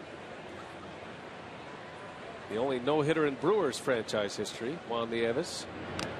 Caught by my partner, Bill Schroeder. Yeah, we're going to see Juan when we go into Chicago to play the White Sox. Yeah, that's right. He's the bullpen coach? Bullpen coach, yep. Yes, he is. So we'll keep an eye on that Santana no-hitter at home against the Cardinals. And having seen just about every team in the National League at this point, I'll stick with my original thought that the Cardinals have the best lineup in the National League, top to bottom. They've suffered a number of injuries in that batting order, but still a very good hitting team. So that's saying something. Santana's in the right ballpark to do it as well, in Citi Field in New York. Barajas to center. Nyjer Morgan right there. And Randy Wolf with 2 quick outs here in the 5th inning. Hey fans, the next Brewers homestand features another visit from Dale Swaim and the Chicago Cubs. Tickets are going fast. Call 414-902-4000 or visit Brewers.com. Brewers have won, or I should say the Cubs have won 3 in a row. After dropping 12 straight. Yeah. So Cubs will be here Tuesday. 9-game homestand at all for Milwaukee over 10 days. And you'll be facing some teams that are under 500. The Brewers are 23-28, but looking at this part of the schedule to try to get some stakes in the ground. That was hit pretty well. Nyjer Morgan on the run at the track will run it down. Good catch. Inning over. A couple of nice plays in the outfield in the 5th inning against Randy Wolf. 6-1 Pirates. We head to the home 5th.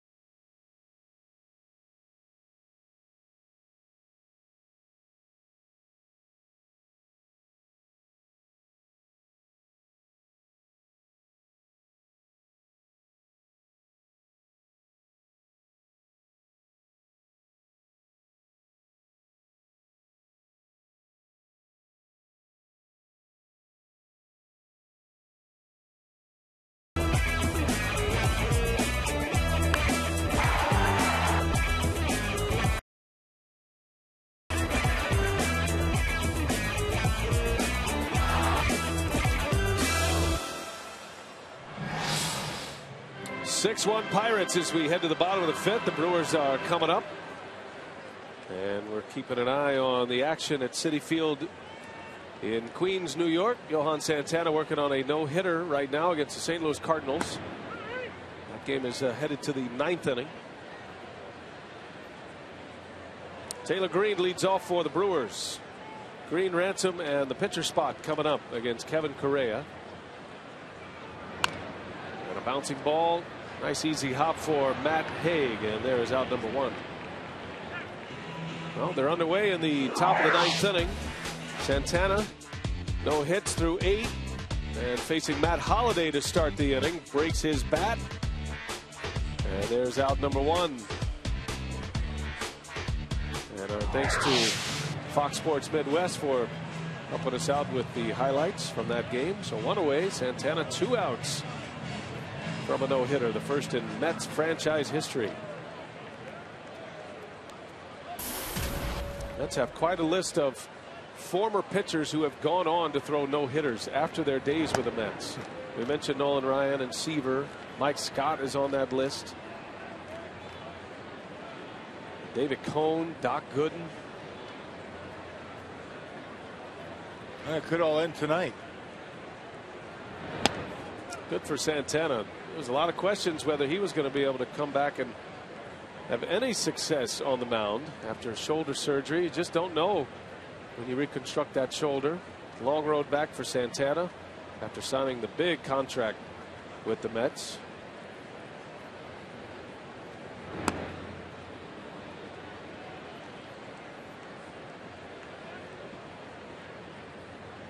I was talking to Ron Darling a couple of weeks ago about Santana. He says he's as good as ever.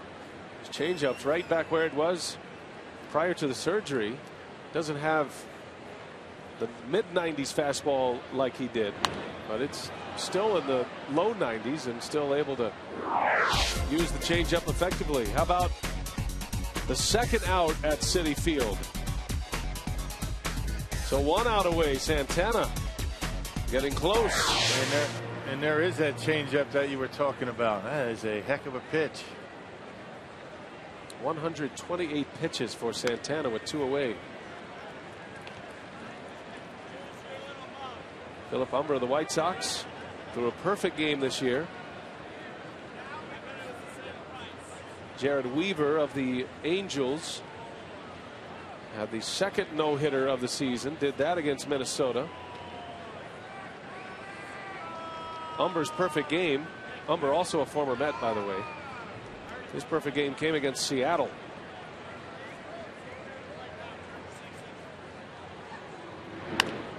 Ransom fouls it away. Defensive hack, and it's 3-2.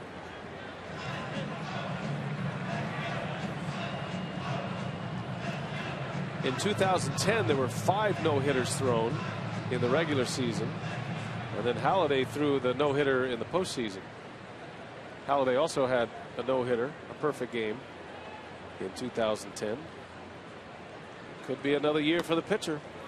Ransom draws the walk, and the Brewers with a base runner. Now let's check out tonight's time of the game winners. The press box in Fond du Lac, if they call the Brewers in the next 24 hours. They get 40 Miller Lite beer pen tickets to a Brewers home game. This offer courtesy of the Tavern League of Wisconsin and Miller Lite. Say hello to our friends in Fond du Lac, the Ahern clan.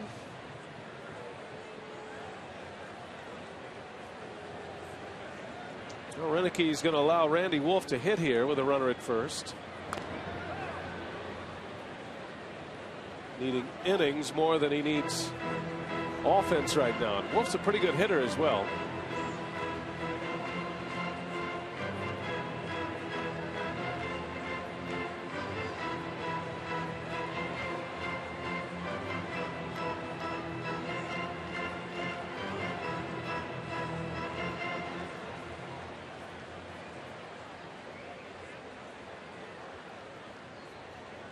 Wolf almost with a base hit his last time up. Took a great play from Neil Walker to retire him.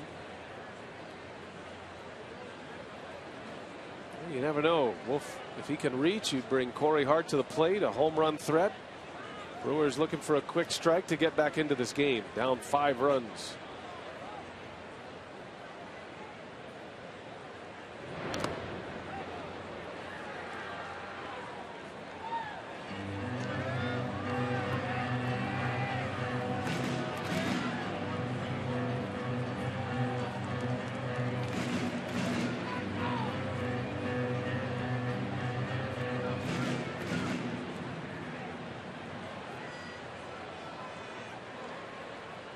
Oh, 0-2 on Randy Wolf.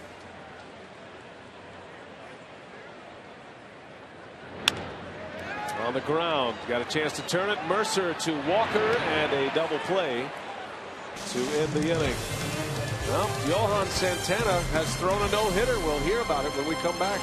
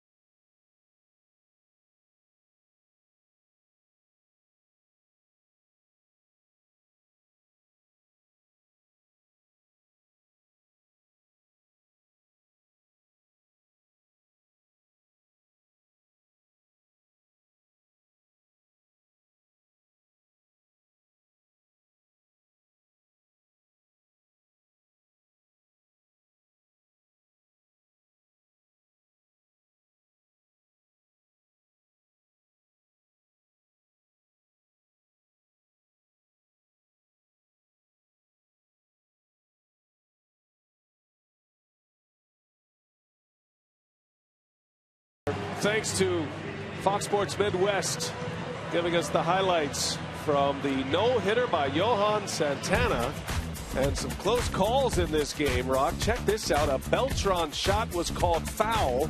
Looked like it hit the line. Boy, that's very close. A nice play out there on left by Baxter. Hauled it in and ended up hurting himself on the play, separating his shoulder. That was in the 7th inning, and then of course the strikeout to end it. Santana strikes out Freese, the first no-hitter in Mets history. Santana's first career no-hitter.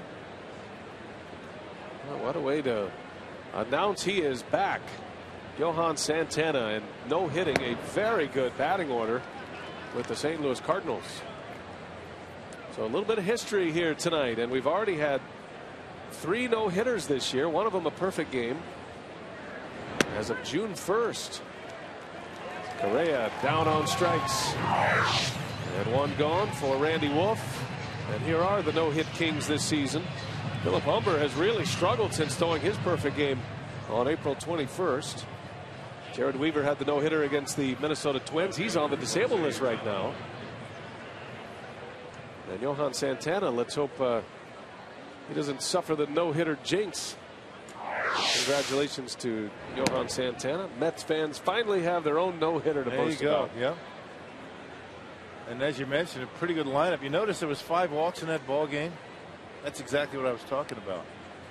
You get behind a tough hitter and you can work around him a little bit when you have a big lead. Can't do that in a close game. 134 pitches for Santana, which is a career high. Try taking him out of that game. No chance, right? No chance. Even post-surgery, no chance. Sorry, Johan, your pitch count's a bit high. We're going to have to pull you. Can you imagine? Well, the Cardinals, one of the teams the Brewers are chasing, so Santana's no-hitter comes at a good time for Milwaukee.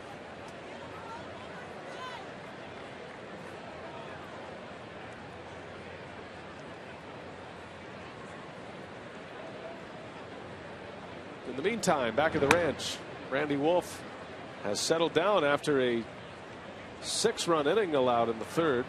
Really should have been 3. Randy Wolf looked like he was out of the inning. There was a line drive to center field. Nyjer Morgan misplayed it.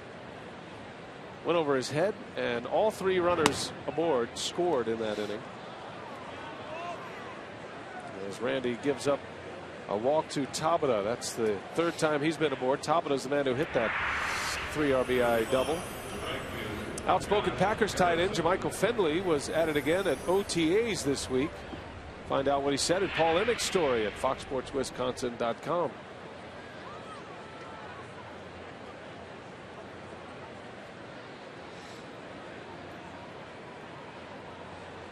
A base runner against Randy Wolf, first base runner since that 3rd inning.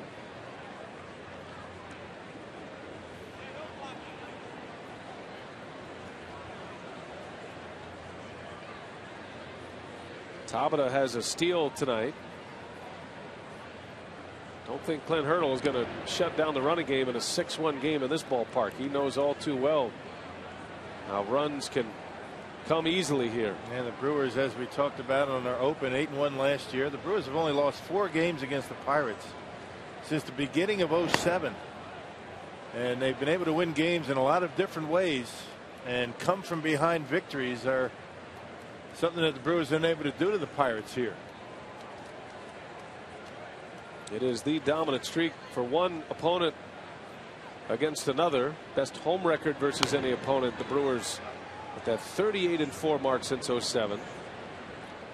Matter of fact, the Brewers are 1-2 on that list.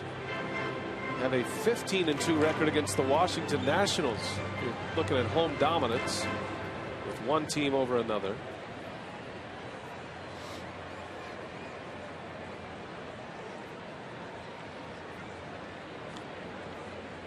.38-4 is mind-boggling.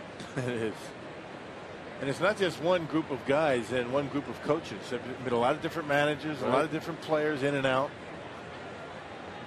And it's just one of those things. The Brewers play with a lot of confidence here against everybody, I think, but especially against Pittsburgh. Well, the Brewers are 12-3 versus Pittsburgh. Going back to last season, this is their first meeting of the year this season. Got him picked off. Green's throw is high, but Ransom pulls it down and puts the tag on Tabata. Now it will officially go down as a caught stealing. That was a good job by Taylor Green, who was a bit inexperienced at first base. He gets the throw.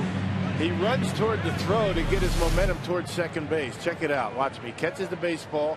He gets his momentum going. He doesn't throw flat-footed. He clears the runner, and he gets the base runner easily at second base.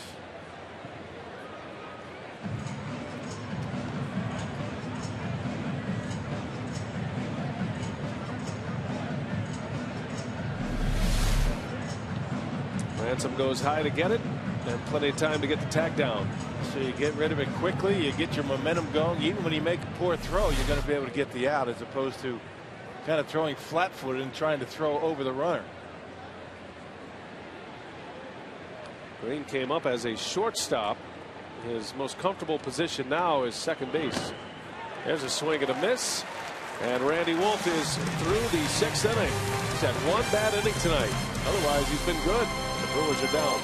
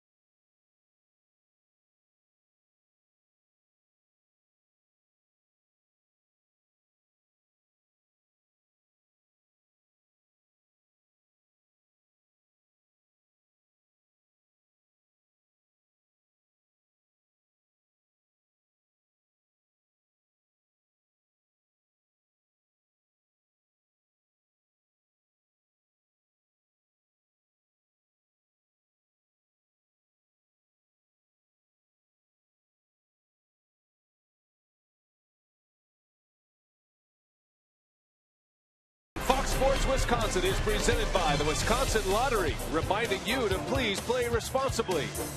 And by the new Miller Lite Punch Top Can. It's Miller time. Hey, with just $13, Fair Friday packages include 1 ticket to Friday Brewers games and admission to the 2012 Wisconsin State Fair presented by U.S. Cellular. Visit brewers.com/State Fair. Bottom of the 6th from Miller Park, Milwaukee on a Friday night for baseball. We've had a no-hitter tonight in the big leagues. Johan Santana with the first Mets no-hitter in franchise history. Corey Hart into right field. That one's got some good wood on it. It's going back, and it is gone. A home run for Hart.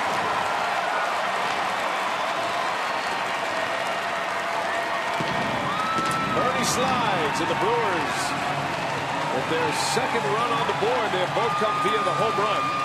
It's 6-2 Pittsburgh. And Corey Hart, that patented very high towering home run. Able to take one to the opposite field. Look like a high slider. Our Pizza Hut delivery of the game. Corey Hart drives one into the opposite field, into that Pirates bullpen. So both runs scored by Milwaukee tonight by the home run. Hey, Harrison didn't come too far from catching that one. Wow, just out of his reach. No, Hart makes it a 4-run deficit for Milwaukee. The other home run came from Nyjer Morgan. That was in the first inning. And Morgan bats, trying to get Braun to the plate with somebody on base. This one's certainly not over. The Brewers have plenty of firepower to come back in this game.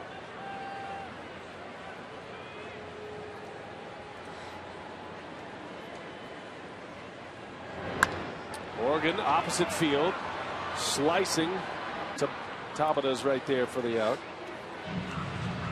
And the first out of the inning. We'll take you back to the Hart homer. They have a high slider. Corey able to wait back long enough, drive it into the opposite field. Harrison not that tall, and that's why he's not able to get it. Number 11 for Corey. On the Powerball home run leaderboard, Braun still leads the club with 14. Ryan did not play yesterday in Los Angeles, but he continues to see his name among league leaders in a number of categories. He's second in the league in homers right now. Carlos Beltran has 15. In the hole, long throw, Mercer, and it is not in time. Braun beats it out. Bang, bang right there. That was a fantastic play by Jordy Mercer to even have a chance to get Braun at first. You can tell Ryan not running at 100%, because if he was, that wouldn't have even been close at first. And Mercer showing good range and a very good, strong, accurate throwing arm. Off balance, right on the money, but Ryan able to beat it barely. Boy, bang, bang, could have gone either way, and Ryan Braun with a base hit. Yeah, looked like the Brewers might have caught a break there. Well, we told you Jordy Mercer was a closer in college, had a big arm, and I mean, we're slowing it down as best we can, and it is right there. You can't really fault Jerry Davis, but it did look like the throw beat it by the length of a spike. Well, when you get it that close, I mean, not much you can fault the umpire, especially when he calls Ryan safe. We like that. Well, Ryan first called himself safe, and Jerry agreed with him. So, you know, you're right. You're right. You're safe. That could be a big play. Got a man on with one out. Ramirez, a hot hitter coming up.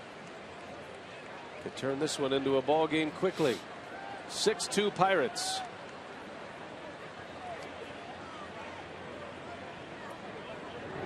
And Ramirez lines it to left. Tabata playing deep, makes the catch for the out. Ramirez hit it right on the button. Any elevation at all, and he hits it out of here with no problem. Man, not much you can do about that. He did everything right, except he hit it right at the left fielder.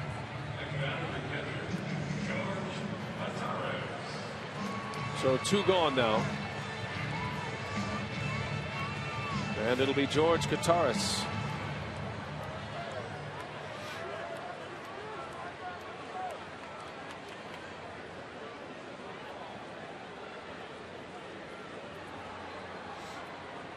Braun takes off. Barajas' throw is not in time. Braun running down 4. But he's safe, and a base hit. The Brewers can cut it to within 3. I never imagined he would be running after sitting out yesterday with an Achilles issue and not looking like he's feeling all that good right now. Well, down by 4 runs. I don't think Ron Roenicke would prefer he steal bases. Take it easy on that leg. That's the left ankle, the left Achilles. That's stolen base number 11. And if you're wondering why Braun doesn't slide with his other foot to try to protect his injured leg, you can't do that. I mean, you slide one way or another, and you just can't change that, right? Well, he's hurting, and he injured his Achilles 2 nights ago on a slide just like that. And Braun never slides head first. You slide the way you slide, I guess. Yeah. It's like brushing your teeth. It's like telling somebody to brush your teeth a different way, right? Do you think about brushing your teeth, how you do it? Right. No, it's just instinctive. Same thing with sliding. He's definitely limping here, and we'll see if he's going to be able to remain in this game. But in the meantime, Kotaras, hoping to take advantage of the stolen base, has the count in his favor at 3-1, and a base hit could bring the Brewers within 3. Outfield very deep for the Pirates.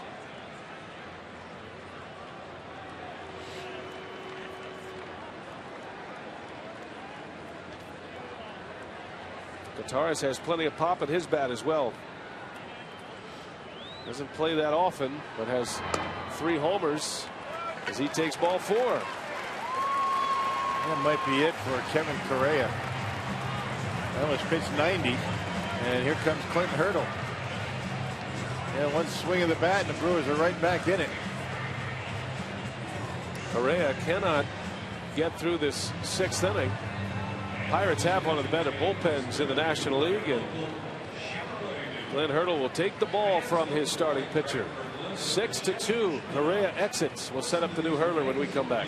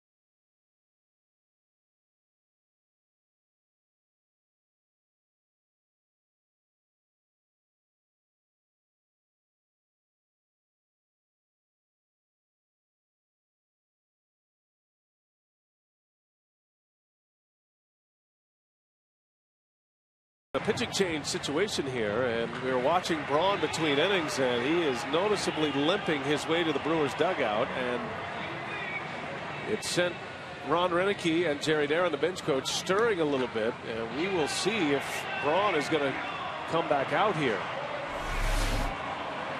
And it looks like he will. And for a moment there, it looked like Roenicke was searching for a pinch runner, and it could have been a pitcher.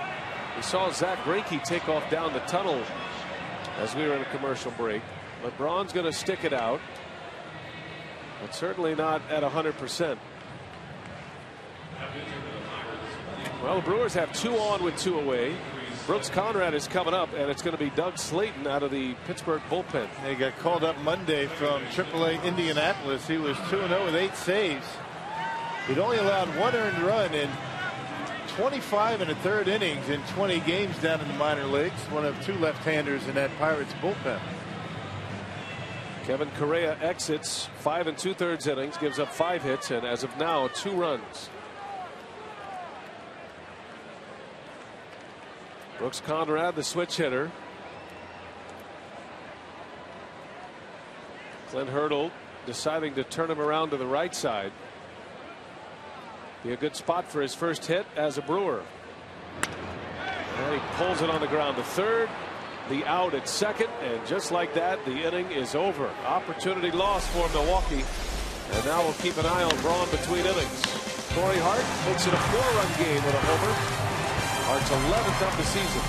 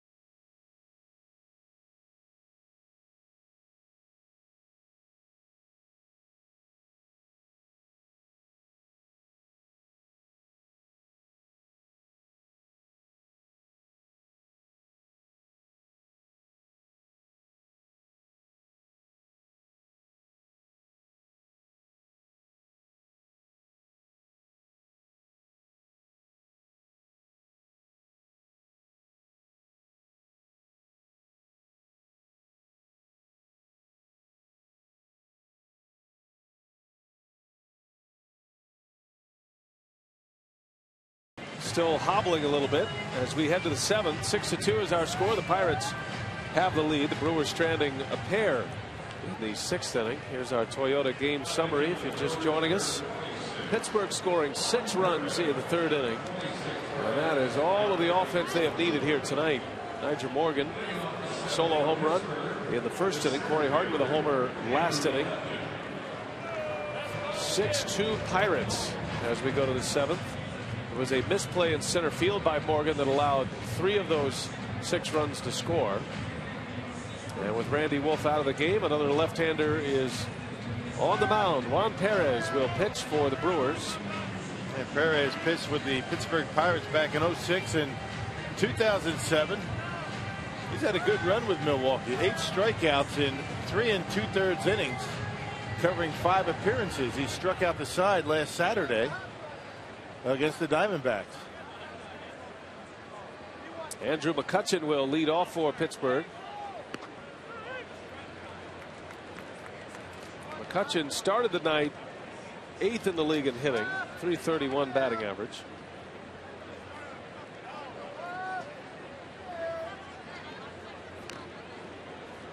And so far tonight, McCutchen with a triple and an RBI. He's also walked. He's 1 for 2 at the plate.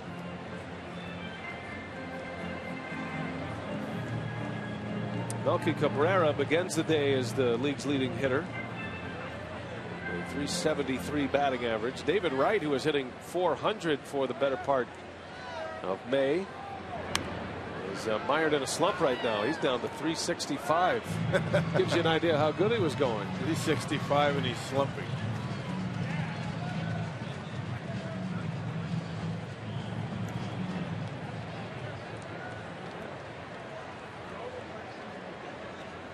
No balls, 2 strikes on McCutchen. Got him. Perez strikes him out. And a good way to start the 7th inning for the left-hander. Time now for our AT&T U-verse reverse replay. We take you back to the Big inning for the Pirates. It started with back-to-back triples in the third. Tabata, Harrison and McCutchen, I beg your pardon. And then the wheels came off a little bit for Randy Wolf. Some hard hit balls. You see the location, a lot of the pitches that the Pirates were able to get base hits on up in the strike zone. But after that third inning, as Alvarez sends one deep to right, but Hart with room makes a catch for the out. but after that third inning, Randy able to incorporate the curveball a little bit better, keep the baseball down, and pitch well. Yeah, Wolf faced the minimum after the third inning. Didn't allow a walk, but he wiped it out with a pickoff, officially a caught stealing. It really should be a 3-2 game right now. Yeah, you're right. But it's not. Yeah, Tabata lined one to center field, and that is a tough play. Center fielders will tell you the hardest for an outfielder to make the line drive right at you. Morgan came in, and the ball just had enough carry on it to go over his head. And I just made that play 100 times. All 3 runs scored. Neil Walker had an RBI in that third inning.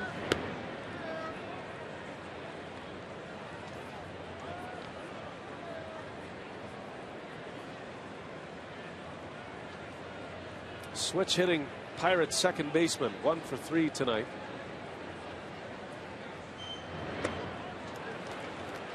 Nasty breaking ball from Perez. Yes, it is. He struck out 4 consecutive batters as Perez.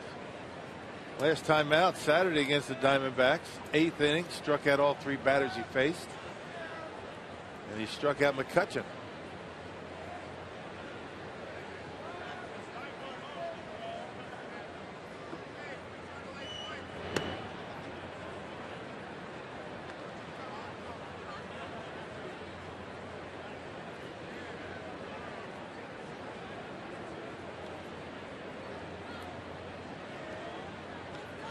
I guess I forgot about that fly to right. Pedro Alvarez. Little detail. You use the past tense. He struck out 4 consecutive batters. Right. Which he did. It's no reflection on your character, Rock. Everybody's entitled to a mistake from time to time. Mine usually comes when I do math. Adding and subtracting. I still haven't grasped that. Well, he's able to check his swing, Walker, and that's a 2-out walk. So a base runner for the Pirates in the 7th for Matt Haig. Now tomorrow the Brewers will send up Sean Markham. Eric Bedard, left-hander for the Pirates, will be on the mound. He's had a good year. He's 3-5, but has an ERA of 3.12.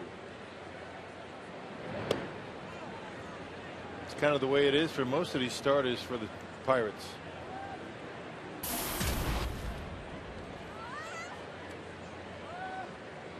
No television tomorrow. You can check it on a Brewers squeeze play at midnight. 30-minute version of the game. Back on the air Sunday for Mike Fiers' Miller Park debut as a starter against James McDonald, who's been the Pirates' best. He's 4-2 with a 2.20 earned run average. There's Mike Fiers. What a great name for a pitcher.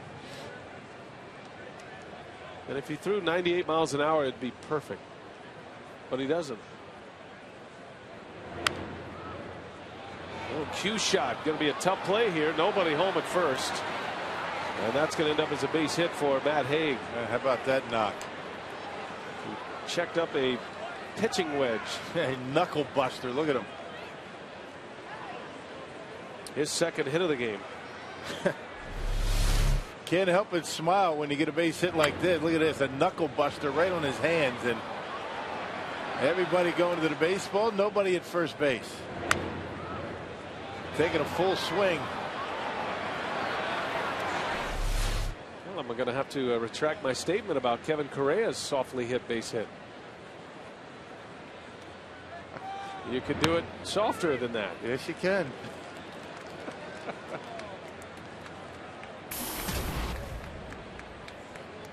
That's the way I used to hit them, Rock. Did you end up getting base hits? Sometimes. Then they'd say, you know, they all count. My coach would holler out, you know, one of these days we're going to bury that bat. Thanks, Skip. Did you ever hear the one? I know I've heard this before. Does your husband play? Now, I'm not referring to Mr. Haig. Right. No. Just general baseball chatter that you might hear. I'm not getting on him. I mean, you might hear, not that Mr. Haig is hearing that, but you might hear something like, sounded like a rolled up sporting news. Right. Something like that. A wet newspaper. This would be a can of corn for Nyjer Morgan. As we get in our baseball cliches. Scoreless inning for Perez. Bottom of the 7th coming up.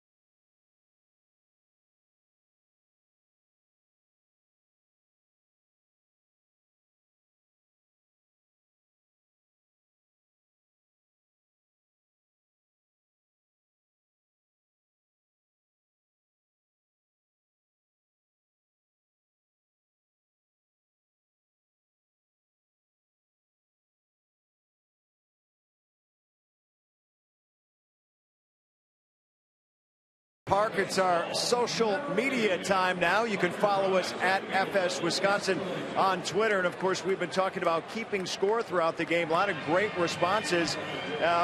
We've got one here that says, I've kept score for about 12 years and didn't know why. Shortstop was 6. Thanks, BA. Also, very cool that the broadcaster's explaining the scoring system during this game tonight. And also watching the Brewers, and heard your comment about keeping score. My wife keeps score at the games we attend as well. And, of course, right in our back door here, up near the press box, they're keeping score as well. So keep the social media going as well. Again, our handle at Twitter is at FS Wisconsin. Good stuff tonight. Good conversations, guys. All right. Well, thanks a lot. Thanks, Craig. Good to hear from everybody tonight. And some folks out there keeping the scorebook. Did you see the scorebook with the close-up and the little note at the bottom? Morgan allowed a ball to go over his head in the 3rd inning. Just so you can remember the details of those 6 earned runs that came across against Randy Wolf. Bottom of the 7th, 6-2 is our score. The Brewers trail the Pirates. And Carlos Gomez will be hitting for Taylor Green here. Gomez hit a 2-run homer yesterday in the 9th inning at Dodger Stadium, after a 4-hit game on Wednesday.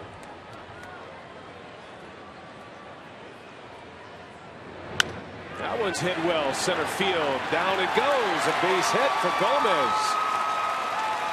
Man, is he on some kind of roll right now? That is his 6th hit in his last 7 at-bats.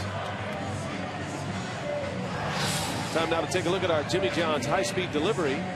The 2 starters in this game, Correa and Wolf, see their top velocity tonight. Nyjer Morgan swinging himself into some more playing time. I should say Gomez, my fault. Yeah, that home run that he hit last night, that was a big one. That allowed the Brewers to get through that game without having to use Francisco Rodriguez. He was going to be closing that one out yesterday. Axford had thrown 4 days in a row. Although you wonder about the availability of K-Rod. He had thrown in 4 consecutive games, and then he got up and got ready last night.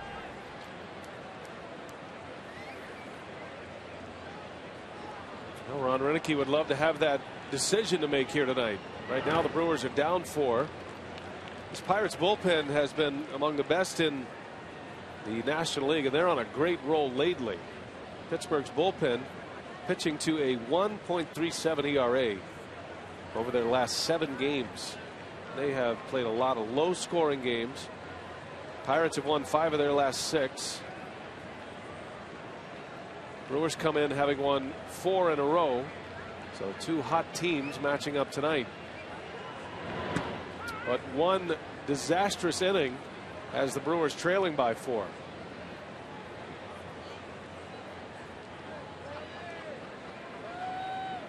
It's kind of been the situation, the way the year's gone for Randy Wolf.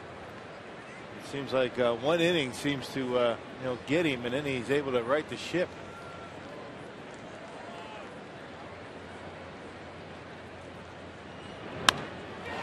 Ransom into left field. Tabata going back with room. He's got it for the out. Gomez retreats. Man, just didn't get all of it. Didn't barrel it up down on the trademark just a bit and kept it in the yard. This Pirate outfield plays very deep. You see that with a lot of teams against Milwaukee, taking away the slugging percentage.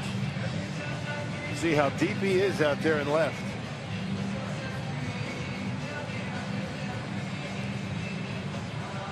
Renicky's going back to the bench here for the Brewers. Edwin Masonette will pinch hit. And that's going to bring Clint Hurdle out of the Pirates dugout. Heading to the home plate umpire, Greg Gibson, which would indicate a double switch is coming up. So Doug Slayton able to get 2 outs. Retired Brooks Conrad in the 6th inning to end the frame, and he'll exit with 1 out in the 7th. We'll set it all up when we come back. Take a break.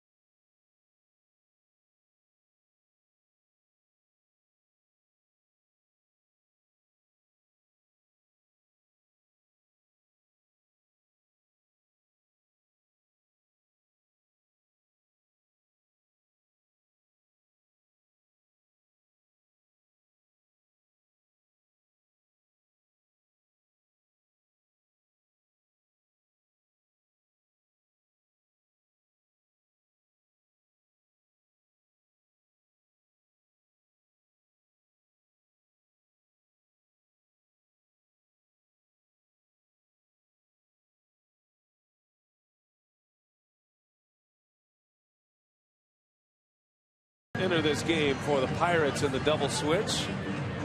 They'll hit second next inning, and Jared Hughes is out of the bullpen as Clint Hurdle goes with his right-hander with Edwin Masonette coming up. Yeah, he got roughed up his last time out Tuesday night against the Reds. In the inning, he gave up 5 hits and 3 runs. He's made 12 appearances since being called up on May 1st, and he's been charged with 4 earned runs, 3 of them coming in 1 appearance.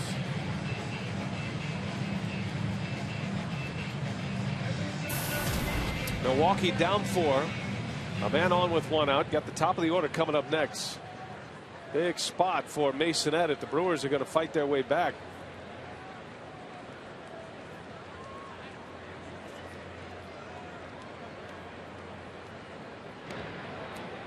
This Pirates bullpen, they have plenty of weapons as they get to Joel Hanrahan, their closer. There's no really set formula for Clint Hurdle, but when he needs a key inning late in a 7th or 8th, it's typically Jason Grilli who gets those outs. So Hurdle not feeling like he's into his hot spot yet from the bullpen. There's another guy that's had a terrific season out of the bullpen. Mike Lincoln. Masonette beats it into the ground. Alvarez goes to first. So the second out, Masonette retired.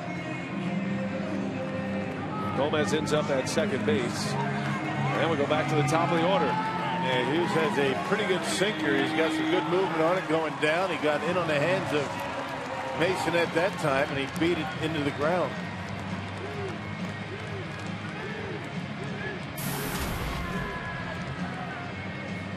Corey Hart has a couple of hits.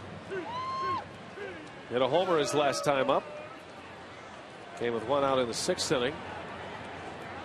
Brewers could use a long ball here. Need something to get this crowd into it. A crowd of over 33,000 at Miller Park.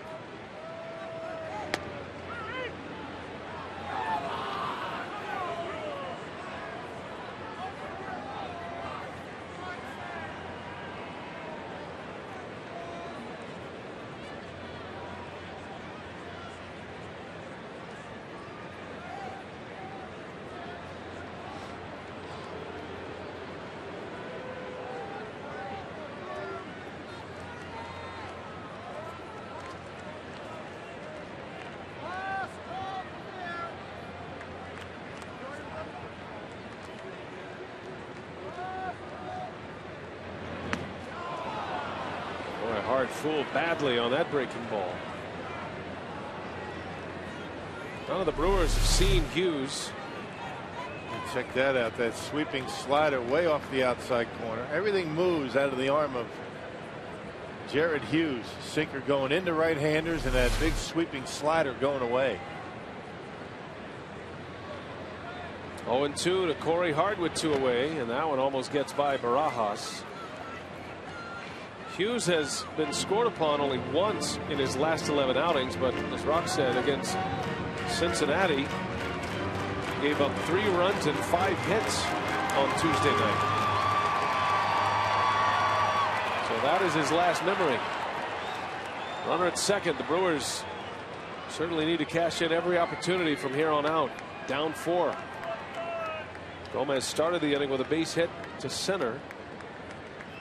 Now 2 outs.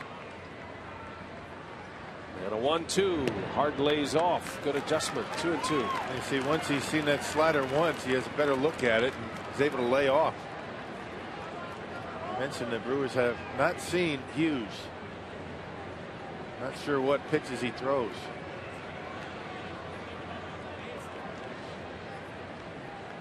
Hart's a low ball hitter against a sinker baller on the mound. And you know Hurdle's thinking here. He knows this ballpark as well as anyone. And he knows that a long ball here can turn this one around quickly, just with the momentum side, the crowd perspective. Yep, and he's seen it before in this ballpark. 2 balls, 2 strikes. And Hart waves and misses. He went back to the slider, and Corey a strikeout victim. Inning over. Still 6-2 Pirates.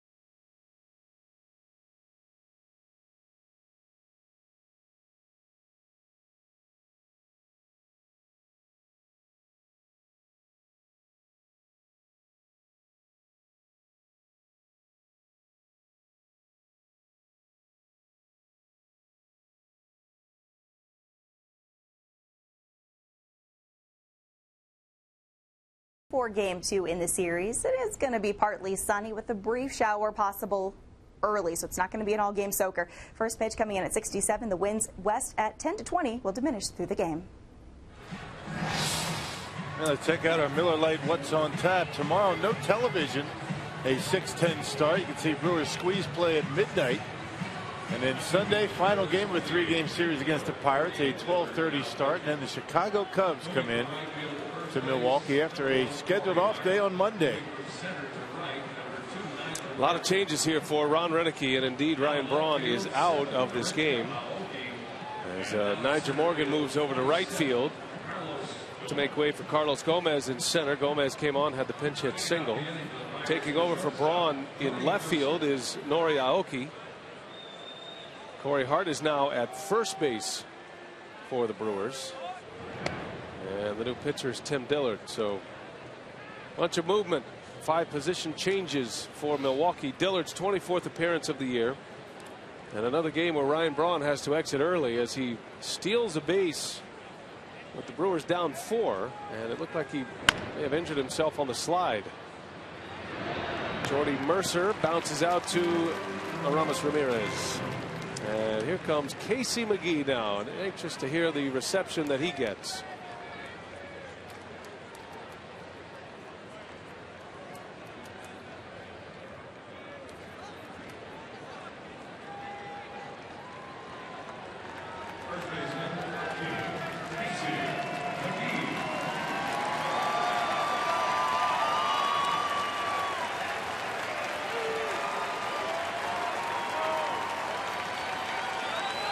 McGee traded this past offseason, traded for Jose Veras.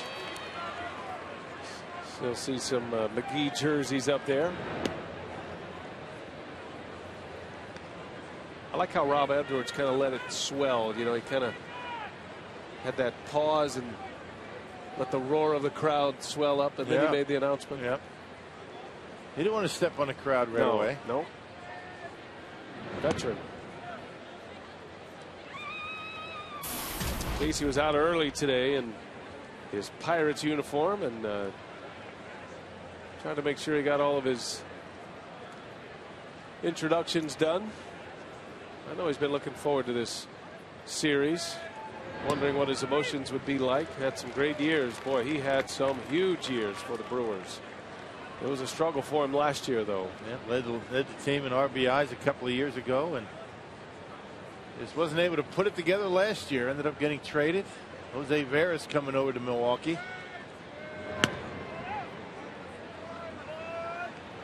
And Casey off to a slow start this year. And his playing time has been sporadic with the Pirates, just as it was with the Brewers last year. McGee hitting just 190.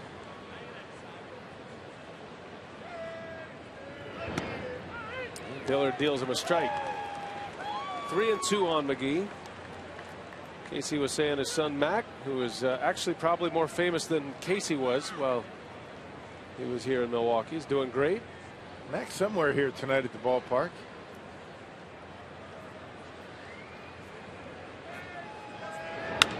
There's a drive to right. Nyjer Morgan is there to make the catch. Well, we had a chance to hear from Casey McGee. We asked him about his return to Milwaukee prior to the game tonight. It was pretty nice coming back and seeing a lot of faces that, you know, were pretty familiar for a few years, and now coming back and, you know, it made me feel good. A lot of people, you know, stopped by and said hello, and just seeing some old faces that kind of made you feel comfortable. It's a little weird, you know. It's like it's kind of. In a way, like it's like seeing a girlfriend you broke up with that you don't necessarily hate. You know what I mean? Seeing a girlfriend you broke up with that you don't necessarily hate. Right, which is unusual, I guess, right? That's a great line. A great line. Now, he had to have thought about that. It just can't come to him. You think he maybe thought about saying that? He's a quotable guy. He is witty. I know that. That's one that might stick for a while right there. There's a slicer into the gap in right center. That's down. And Gomez fumbles with it a little bit. Morgan ends up with the baseball as Tabata is aboard with a double. Well, he's had some kind of game tonight. 2 hits, 2 walks. He's driven in 3. Has 2 doubles in this one. It didn't hit it all that well. It didn't sound like anyway. A little bit down on a trademark, but that ball kept just slicing away from Carlos Gomez in center. And with his speed, not able to get to it. You can see the way it keeps slicing away from him. Can't get to it, and Morgan ends up getting it into second base. A 2-out double. And it'll be Josh Harrison now. Harrison has a triple in this game, triple and a run scored. All the Pirates runs coming in the 3rd inning. All 6 earned against Randy Wolf, although that's what the scorebook will not indicate. Only 3 of them should have been. Wolf should have been out of the inning. Ball that was misplayed in center field by Morgan allowed the final 3 runs of the inning to score. But knowing Randy Wolf, he'll be the first to tell you he shouldn't have been in that position in the first place. All right, those are the mistakes you can't make when you're facing a pitching staff that has been pretty good, and you haven't been scoring a ton of runs anyway. One mistake here and there, and that'll cost you a game. Reds are trying to, or rather the Brewers trying to keep pace with the Reds tonight. Cincinnati has won. They've beaten the Astros 4-1 in Houston. Jay Bruce hit his 12th. And look out for Aroldis Chapman. He's now closing games for the Reds. He already has 4 saves. So the Brewers, who started the day 5.5 back, now 6 back, waiting the outcome of this one.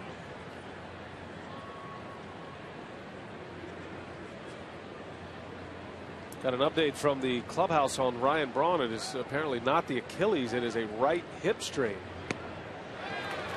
So he has had trouble this year with his groin, his hip, and his Achilles, all on the same leg. Yeah. Certainly aggravated by that stolen base.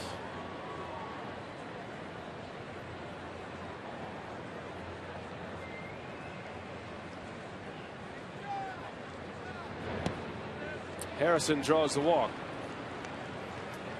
So Dillard got the first 2 out quickly, and then a double and a walk. 2 on now for Andrew McCutchen, and the Brewers in danger of getting knocked right out of this ball game. Still got a puncher's chance here, down 4. But remember, Braun out of the lineup the rest of the way. Aoki is in his spot.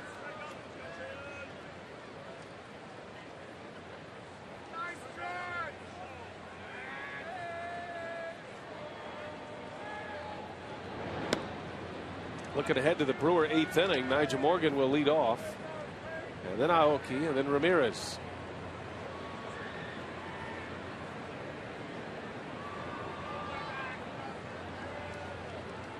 (6-2) Pirates. McCutchen's 1 for 3 with an RBI triple. He was the second of the back-to-back triples to start the 3rd inning.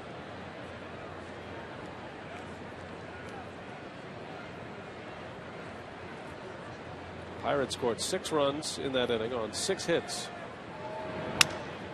That one's lined down the left field line, and that is a fair ball. 1 hopper off the wall. 1 run is in. Here comes Harrison, and he'll score, and McCutchen has made it an 8-2 Pirates lead. Yeah, 2 outs, nobody on. All of a sudden, the Pirates able to pad their lead, 8-2 now. This guy, you got to avoid having to pitch to him. It looked like a backup slider from Tim Dillard. And McCutchen able to rip it down the line. And the Pirates have a 6-run lead. And that one hurts.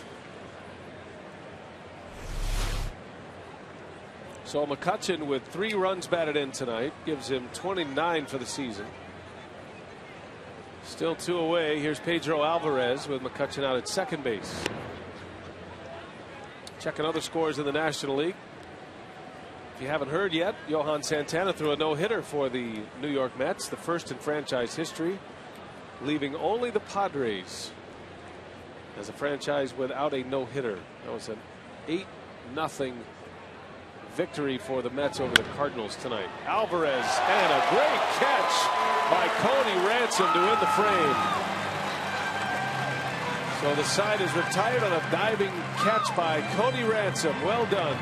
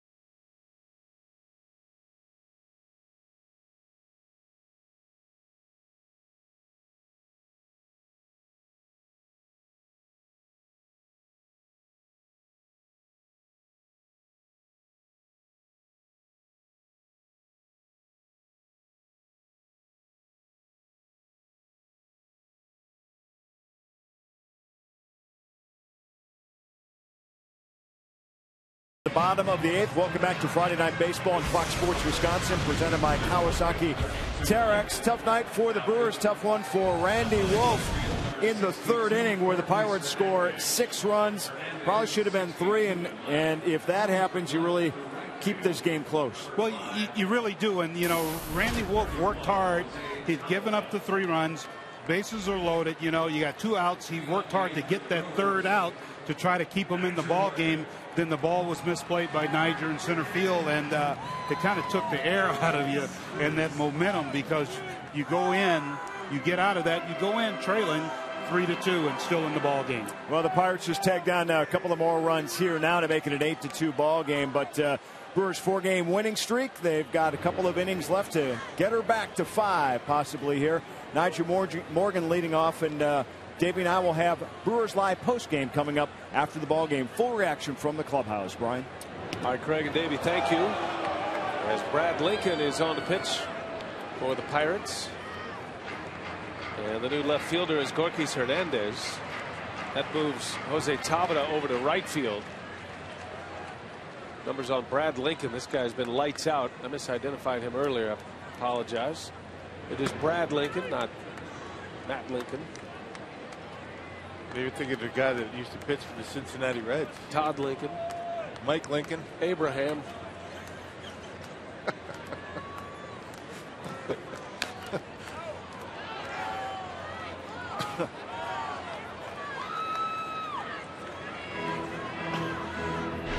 Well, Niger Morgan, our Marshfield Clinic shining moment of the game. That was the good part of his game tonight. Had a home run in the 1st inning to get the Brewers on the board. And things looking good right there, but that didn't last long until the 3rd inning. Hey, you mentioned Brad Lincoln. He's been throwing well. He's retired the last 15 batters that he's faced. Morgan slices one in the gap. McCutchen on the run, can't get it. Extra bases for Niger Morgan on his way to 2nd with a double. Oh, that's over that stretch. Good job by Niger taking that ball into the opposite field.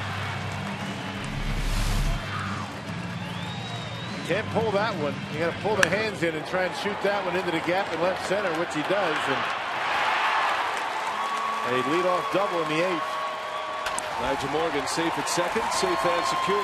New York Life.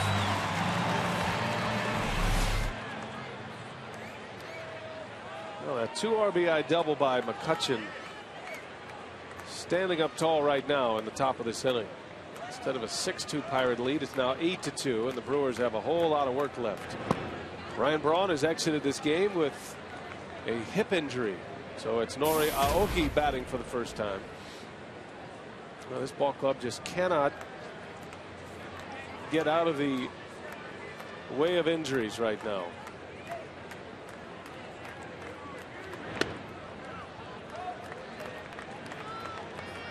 It kind of brings to light how healthy the Brewers were last year once everybody came back in April. End of April, early May, guys coming back like Greinke, Hart, Lucroy, and the remainder of the season it was virtually injury free, and that's why the Brewers were able to put together such a good run. Hard to expect that a team can do that in back-to-back years. Every team is bitten by the injury bug.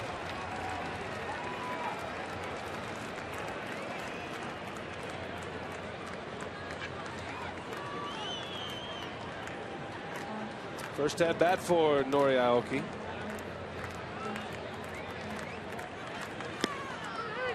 Aoki started last night, led off, and played left field for Braun. And took the collar last night. He was 0 for 5. A .302 batting average to start play today.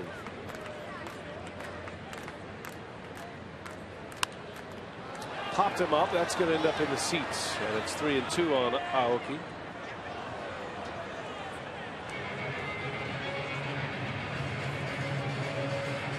Nori got to experience something he never did in Japan. A late night West Coast game followed by an all night plane trip and then play the next night. The league he played in Japan, the Central League, very minimal travel.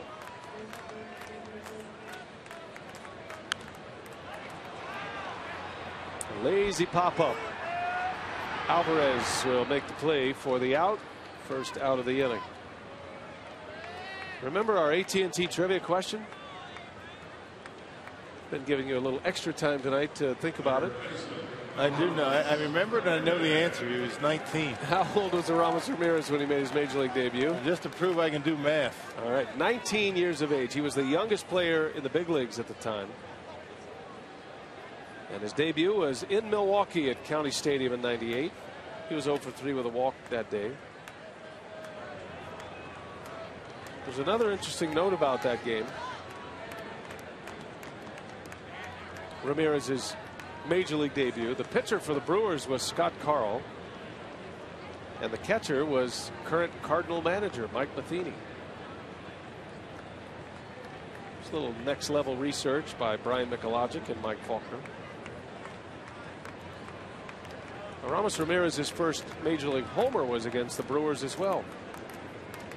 That was a little bit later in June of '98. So now you know why Ramirez was so anxious to become a Brewer. He's got some good history with Milwaukee. Yeah. I know he's hit well against the Brewers throughout his career. Another reason why the Brewers are glad to have him.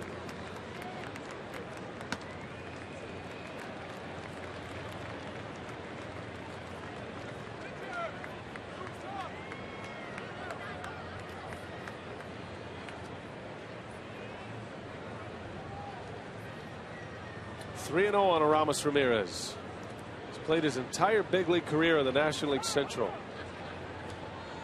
The Pirates, the Cubs, and now the Brewers. And after this season, he'll have only 2 more to achieve to play in the Central. The Astros are leaving the division, headed to the American League.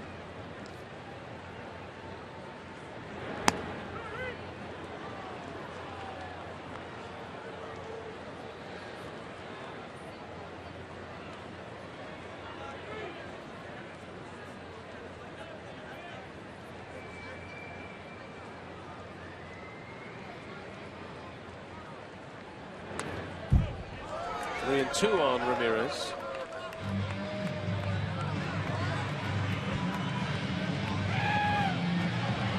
A lot of games in progress in the National League. The 2 that are final in the NL, the Mets over the Cardinals with the Santana no-hitter, 8-0. And the Reds defeating the Astros. Braves Nationals in D.C. postponed due to rain. Ramirez draws the walk. 2 on here in the bottom of the 8th inning. Yeah, you see the Dodgers losing again in Colorado. No Matt Kemp, no Troy Tulowitzki for the Rockies. Dodgers have lost 5 in a row. Rockies are putting up some numbers here later. They scored the last 3 innings, and they're still at it.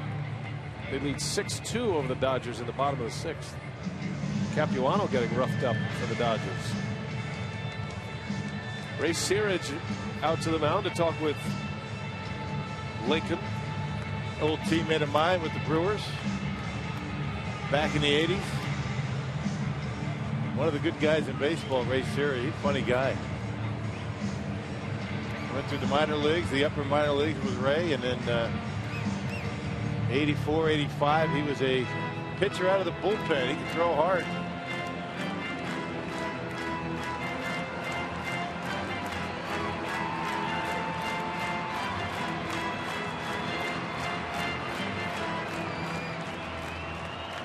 So Brad Lincoln with 2 on behind him with 1 away. George Kataris at the plate.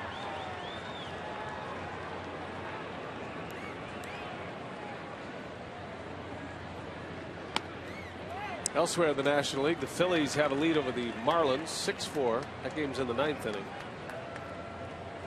Diamondbacks and Padres underway in San Diego, all tied at 1 in the 4th.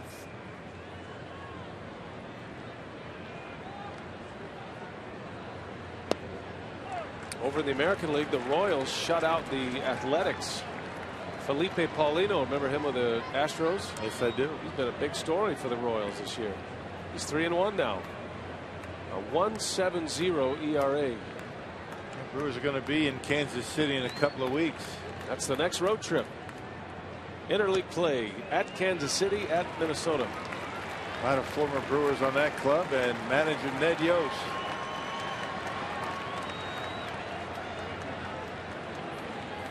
Three balls, no strikes on Kataris. Jason Grilli is the right-hander. Tony Watson, the lefty. Tampa Bay shut out Baltimore 5-0. David Price with the victory in that one. Hideki Matsui homered again tonight. Has a couple of home runs for the Rays. He's found his way back to the big leagues. Kataris into left. Gorkis Hernandez will make the catch. And there is out number 2. I like the way Matsui did it as well. You know, he came back. He wasn't given a big league job. He had to go down to the minor leagues, prove he was A, healthy, and B, that he could still hit. And he did that. And then he's come up to the big leagues and he's produced. Got a couple of homers for the Rays.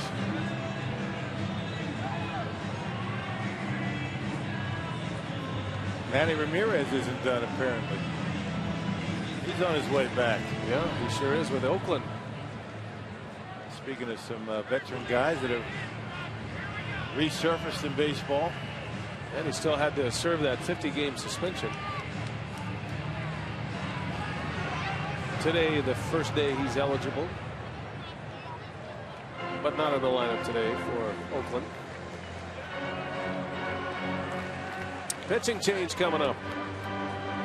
Clint Hurdle has seen enough. So with Brooks Conrad coming up, Clint Hurdle is going to make a call to the bullpen and bring on the left-hander. Take a break. 8-2 Pirates.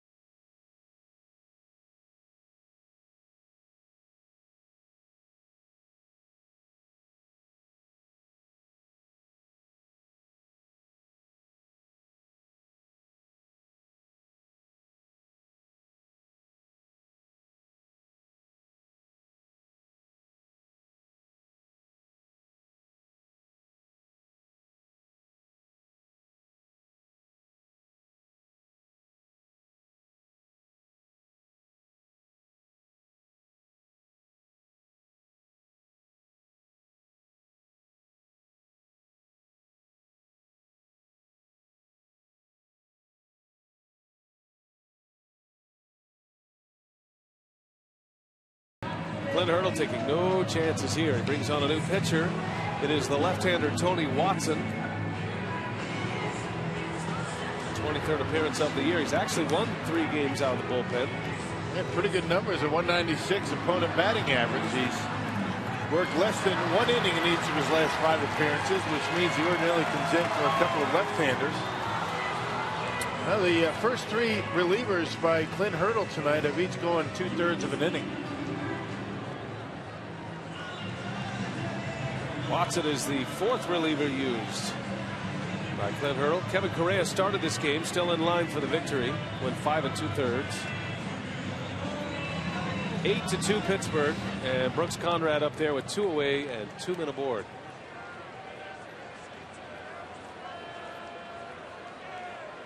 Conrad needs a hit. He's 0 for 26 in the big leagues this year. You get the feeling when he does get a hit, he might not stop. Hopefully. Well, that's the thing. Ron Riddick is counting on. That's the thing, just getting that first hit out of the way, and every time you go over, you press more and more. It's just a natural reaction when you're having a tough time breaking the seal on that hit column.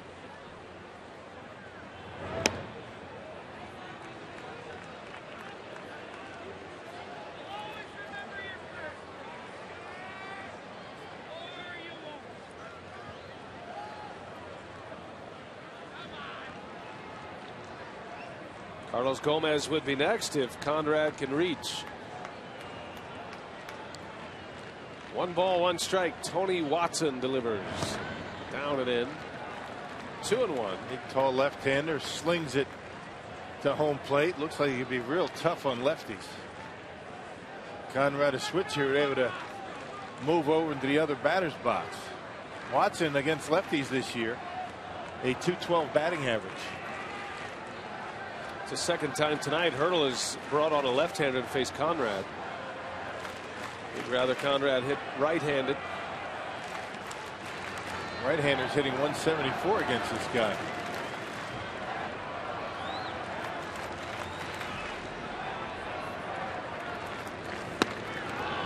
Two and two. Well, on a night when Ryan Braun started but leaves this game with a hip injury. Unless the Brewers can come up with some magic here, and they only have 4 outs to work with. It's going to be another tough one in the clubhouse. 2-2 to Conrad. 3 balls, 2 strikes. 2 runs on the board from Milwaukee, and the Pirates have not been able to retire them in order yet tonight.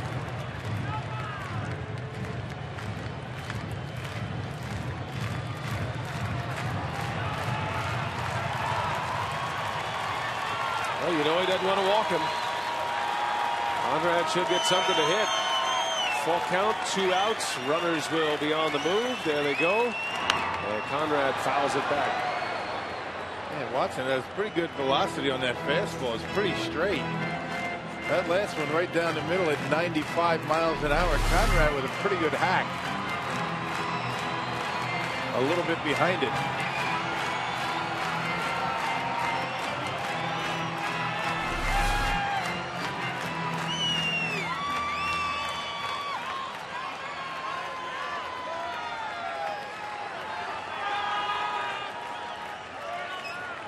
We'll do it again, a full count. Runners take off. Conrad swings and misses. So the inning ends. The Brewers strand 2 more. Still 8-2.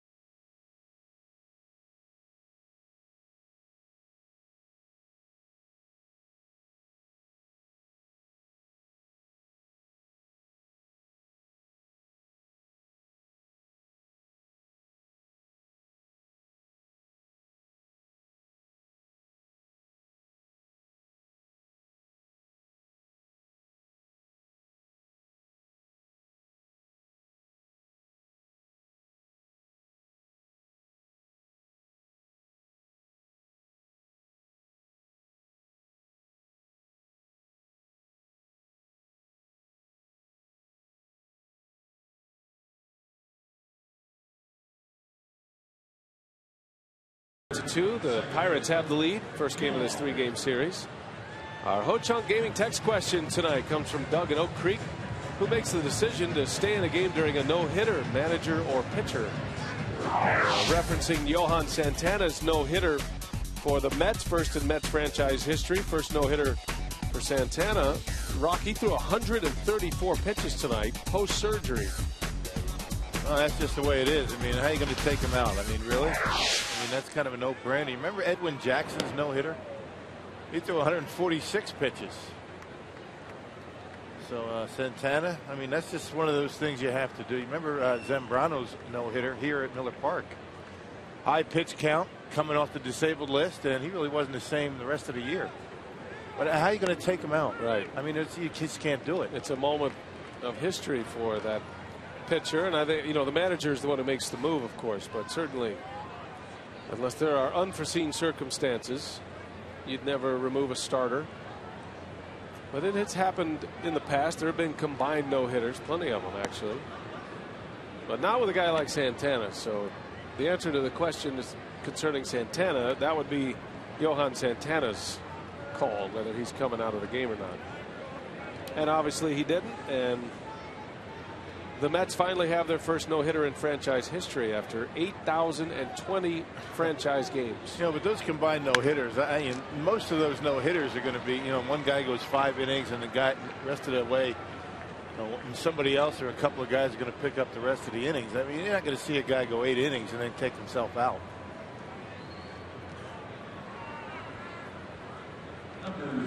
Or at least you would really scratch your head if he did. Yes. The 134 pitches by Santana tonight, the second most in a no-hitter in the last 20 years. Second to Edwin Jackson, who threw a no-hitter against the Tampa Bay Rays, pitching for the Diamondbacks in interleague play. That was 2 years ago. Fourth most all time for Santana tonight. I remember in AAA when I was with the Brewers AAA affiliate in Vancouver. Remember Frank DiPino? Yes. Left-hander. He had a pretty good career. You know, Cardinals. He threw a complete game. It wasn't a no-hitter. He threw that night 189 pitches. Is that right? Needless to say, there was a big conference call with the manager and the organization the next day, or maybe that night. Right. 189 pitches. Yeah, you in the minor league, come close to it. Minor league managers get nervous now when you start approaching 100 pitches. There is a balance. I mean, it has evolved this way because of all of the injuries. And I know, you talk to some guys who were pitching in that era, and it's easy to say, well, you know, back in my day, we would go. We didn't think twice about it. They didn't. But the reason it is where it is now is because folks in that generation saw so many injuries and so many careers just burn out. We were talking about Sandy Koufax last night, and that is the prime example of a pitcher who should have had a long career, but pitched well over 300 innings in back-to-back seasons, and his arm was in such bad shape he had to retire even after he won a Cy Young Award. It really was at the top of his game. Hernandez, a slow roller. Ramirez late. Hernandez with an infield hit. Hey, we were talking about Sandy Koufax last night and the fact that he had 137 complete games. The guy on that pitching staff, Don Drysdale, had 240. Amazing. You just had to finish what you started. Yeah, but that Frank DiPino game, you know who I was talking to about that? Rick Kranitz, who was a pitcher on that club in AAA.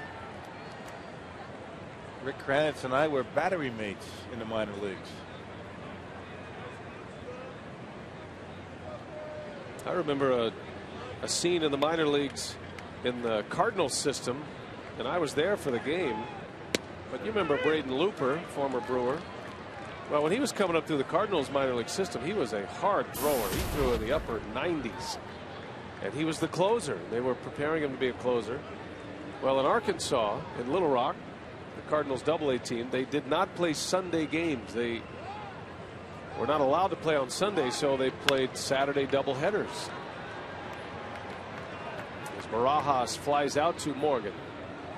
So that meant every Saturday was a doubleheader. And Rick Mailer, the late Rick Mailer, who was one of the great guys of all time. He was an old school guy, though, and he used Braden Looper to close the first game of the doubleheader, and then he used him again to close the second game of the doubleheader. Looper ended up being hurt and required surgery. Mailer lost his job, and you know that was common practice to be able to finish a couple of games, pitch one inning. But even as as early as the mid-90s, those pitch counts were being watched very closely, and there were a lot of organizations wouldn't let a pitcher, a reliever, pitch on back-to-back days. Right. Let me go back to Don Drysdale. 1-2-40. I don't know what. That was 167 complete games. My mistake. Did you say something, Rock? I was giving him a few extra ones. Mike Caldwell has the Brewers all-time single-season record with 23 complete games to make the smooth transition. Did I say something, Rock? All right. 167 complete games for Don Drysdale. If anybody's interested. I don't like when you let the facts get in the way, Rock. Thank God, gosh, I'm not on Twitter or Facebook. It would have been blowing up in that when I was saying that. Just because you're not on it doesn't mean it's not blowing up. Well, that's okay. Well, I corrected myself.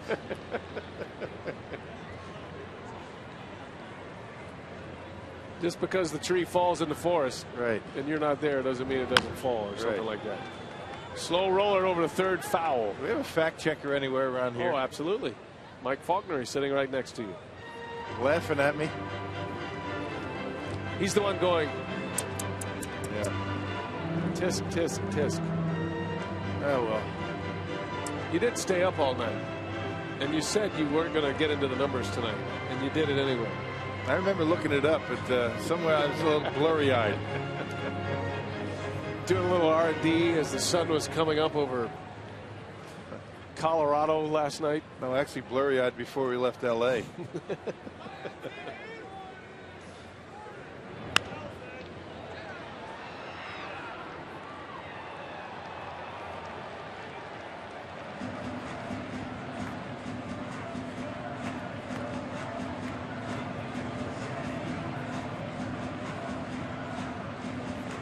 Tim Dillard trying to move this one along here. 8-2 Pirates. 2 men are on and 1 out. Pirates have pounded out 8 runs on 13 hits for a team that scores less than 3 a game. They scored 6 in 1 inning tonight. Tough luck for Randy Wolf. He gave up all 6 of those runs, but then settled down. He pitched well after that, and if nothing else, he was able to salvage the bullpen tonight.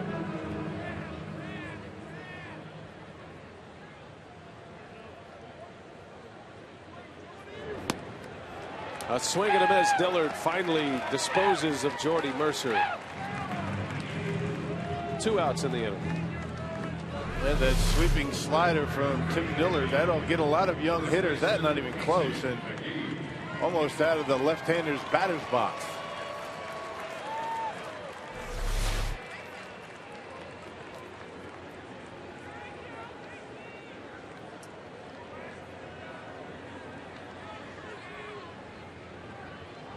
Here's Casey McGee, his second trip to the plate.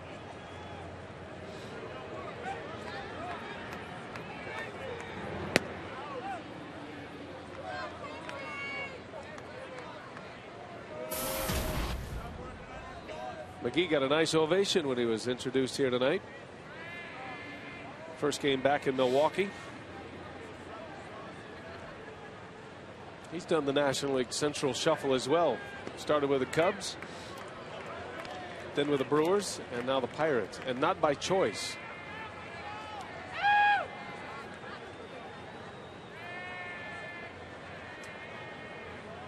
The 13 hits tonight for the Pirates ties a season high. And that's the way it works sometimes. You know, you're looking at a team that is not swinging the bats all that well, not hitting.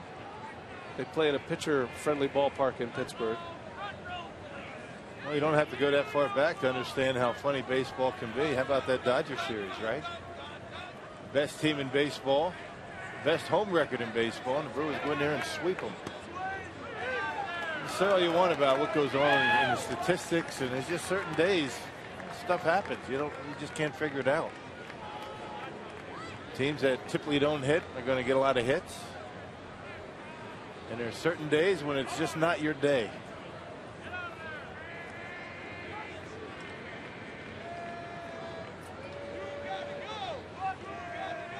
2-2 to McGee. Dillard stabs it. Sidearms it over to first to end the inning. Bottom of the ninth coming up. Brewers last call, down 8-2.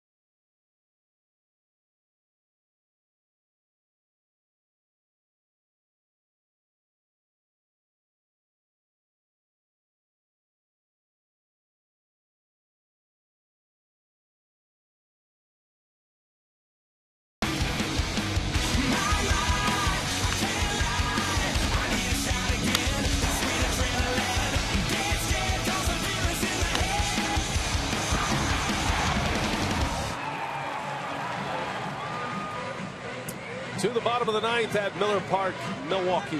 8-2. The Pirates have the lead. 33,055 the attendance tonight. Getting ready for a big weekend of baseball here at Miller Park. Hope you'll join us here tomorrow. No television tomorrow. Cerveceros Day at Miller Park. Brewers will be sporting the gold jerseys. Juan Cruz is on the mound to pitch for the Pirates. 6 pitcher used tonight by Clint Hurdle. Carlos Gomez will lead off. Tomorrow's pitching matchup is Sean Markham for the Brewers against Eric Bedard, left-hander. And then Sunday, Mike Fiers and James McDonald. That'll be the finale. That game's back on Fox Sports Wisconsin. Brewers need to make some hay on this homestand. It's 9 games in total over 10 days.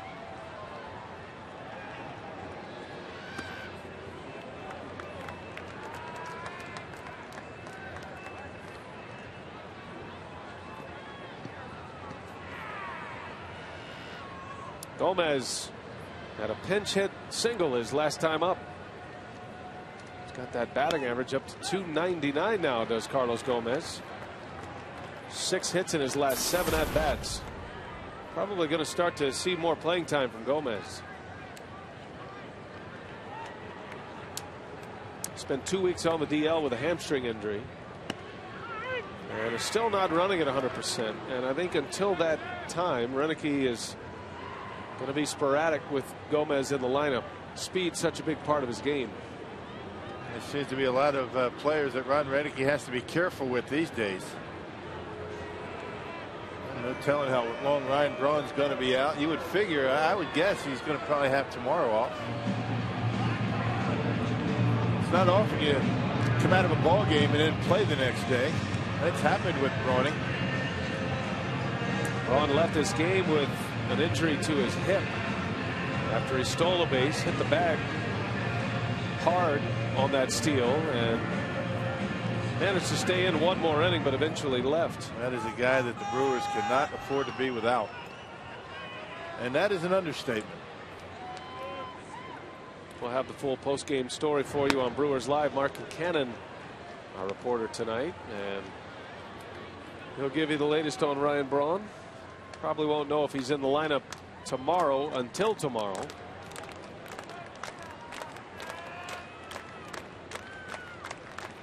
Two and two to Gomez. 3-2 to Gomez. Look at the Indians rolling again. Cleveland beating Minnesota 7-1. Derek Lowe is now 7-3 for the Tribe. That is a huge surprise. Derek Lowe. Oh, he had a rough year last year with Atlanta. Gomez strikes out for the first out of the inning. Cleveland is hanging tough. White Sox lead the division right now in the American League Central. White Sox won today as well, 7-4. First in that division to 30 wins. Tampa Bay beat the Orioles, so the Rays are in first place. The Rangers lead the American League West. Texas is in progress right now against the Angels in Anaheim, and it's 2-0 Texas. Cody Ransom into left field, playable for Gorkys Hernandez. 2 outs.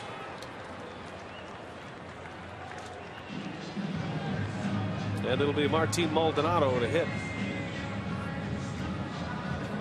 First home game this year for Martin Maldonado.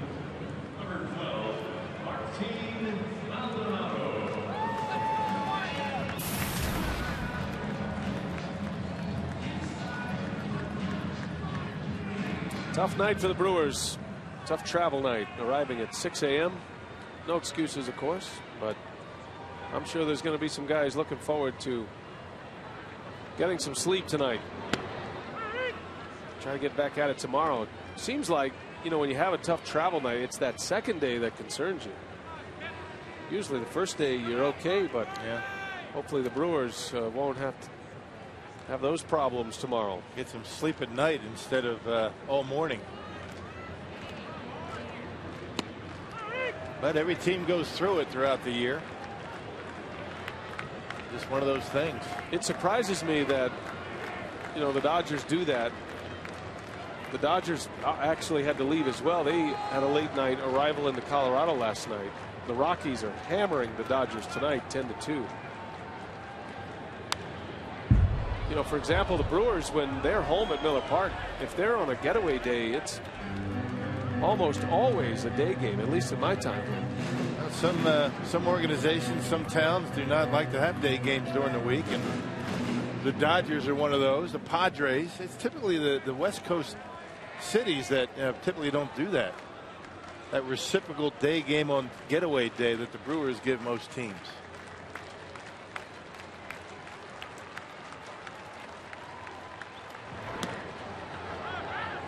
Well, if the Rockies hang on to win that game and they lead 10-2, the Dodgers all of a sudden dropping 5 in a row in that National League West. That's going to tighten things up. The Giants are behind them. The Giants have a 4-0 lead over the Cubs in San Francisco tonight. So they're able to chip away at it. San Francisco 5 back of the Dodgers to start play today. I'm not sure about the Dodgers, partner. I mean, I know the Brewers had success against them, but their lineup without Matt Kemp, that changes everything. Yeah. You're just looking at one hitter that is a threat, you know, a big presence in Andre Ethier. Well, they've got some guys coming back from the disabled list. You know, Juan Rivera, namely. That'll help them. Swing and a miss, and the ball game is over. The Brewers come up well short tonight. A 6-run third inning proved to be too much to overcome for Milwaukee. Clint Hurdle and the Pirates pick up the win, 8-2 the final. And much more still to come on this one as we check in with Craig Kashawn. What's coming up on Brewers Live, Craig? We'll be able to take a closer look at that 6-run third inning that Randy Wolf gave up. Did not get the proper help he wanted. We'll explain why. We'll also hear from Ron Renneke as well. Get inside the clubhouse and look ahead to Game 2 tomorrow as the Brewers try to get one back against the Pirates at Miller Park.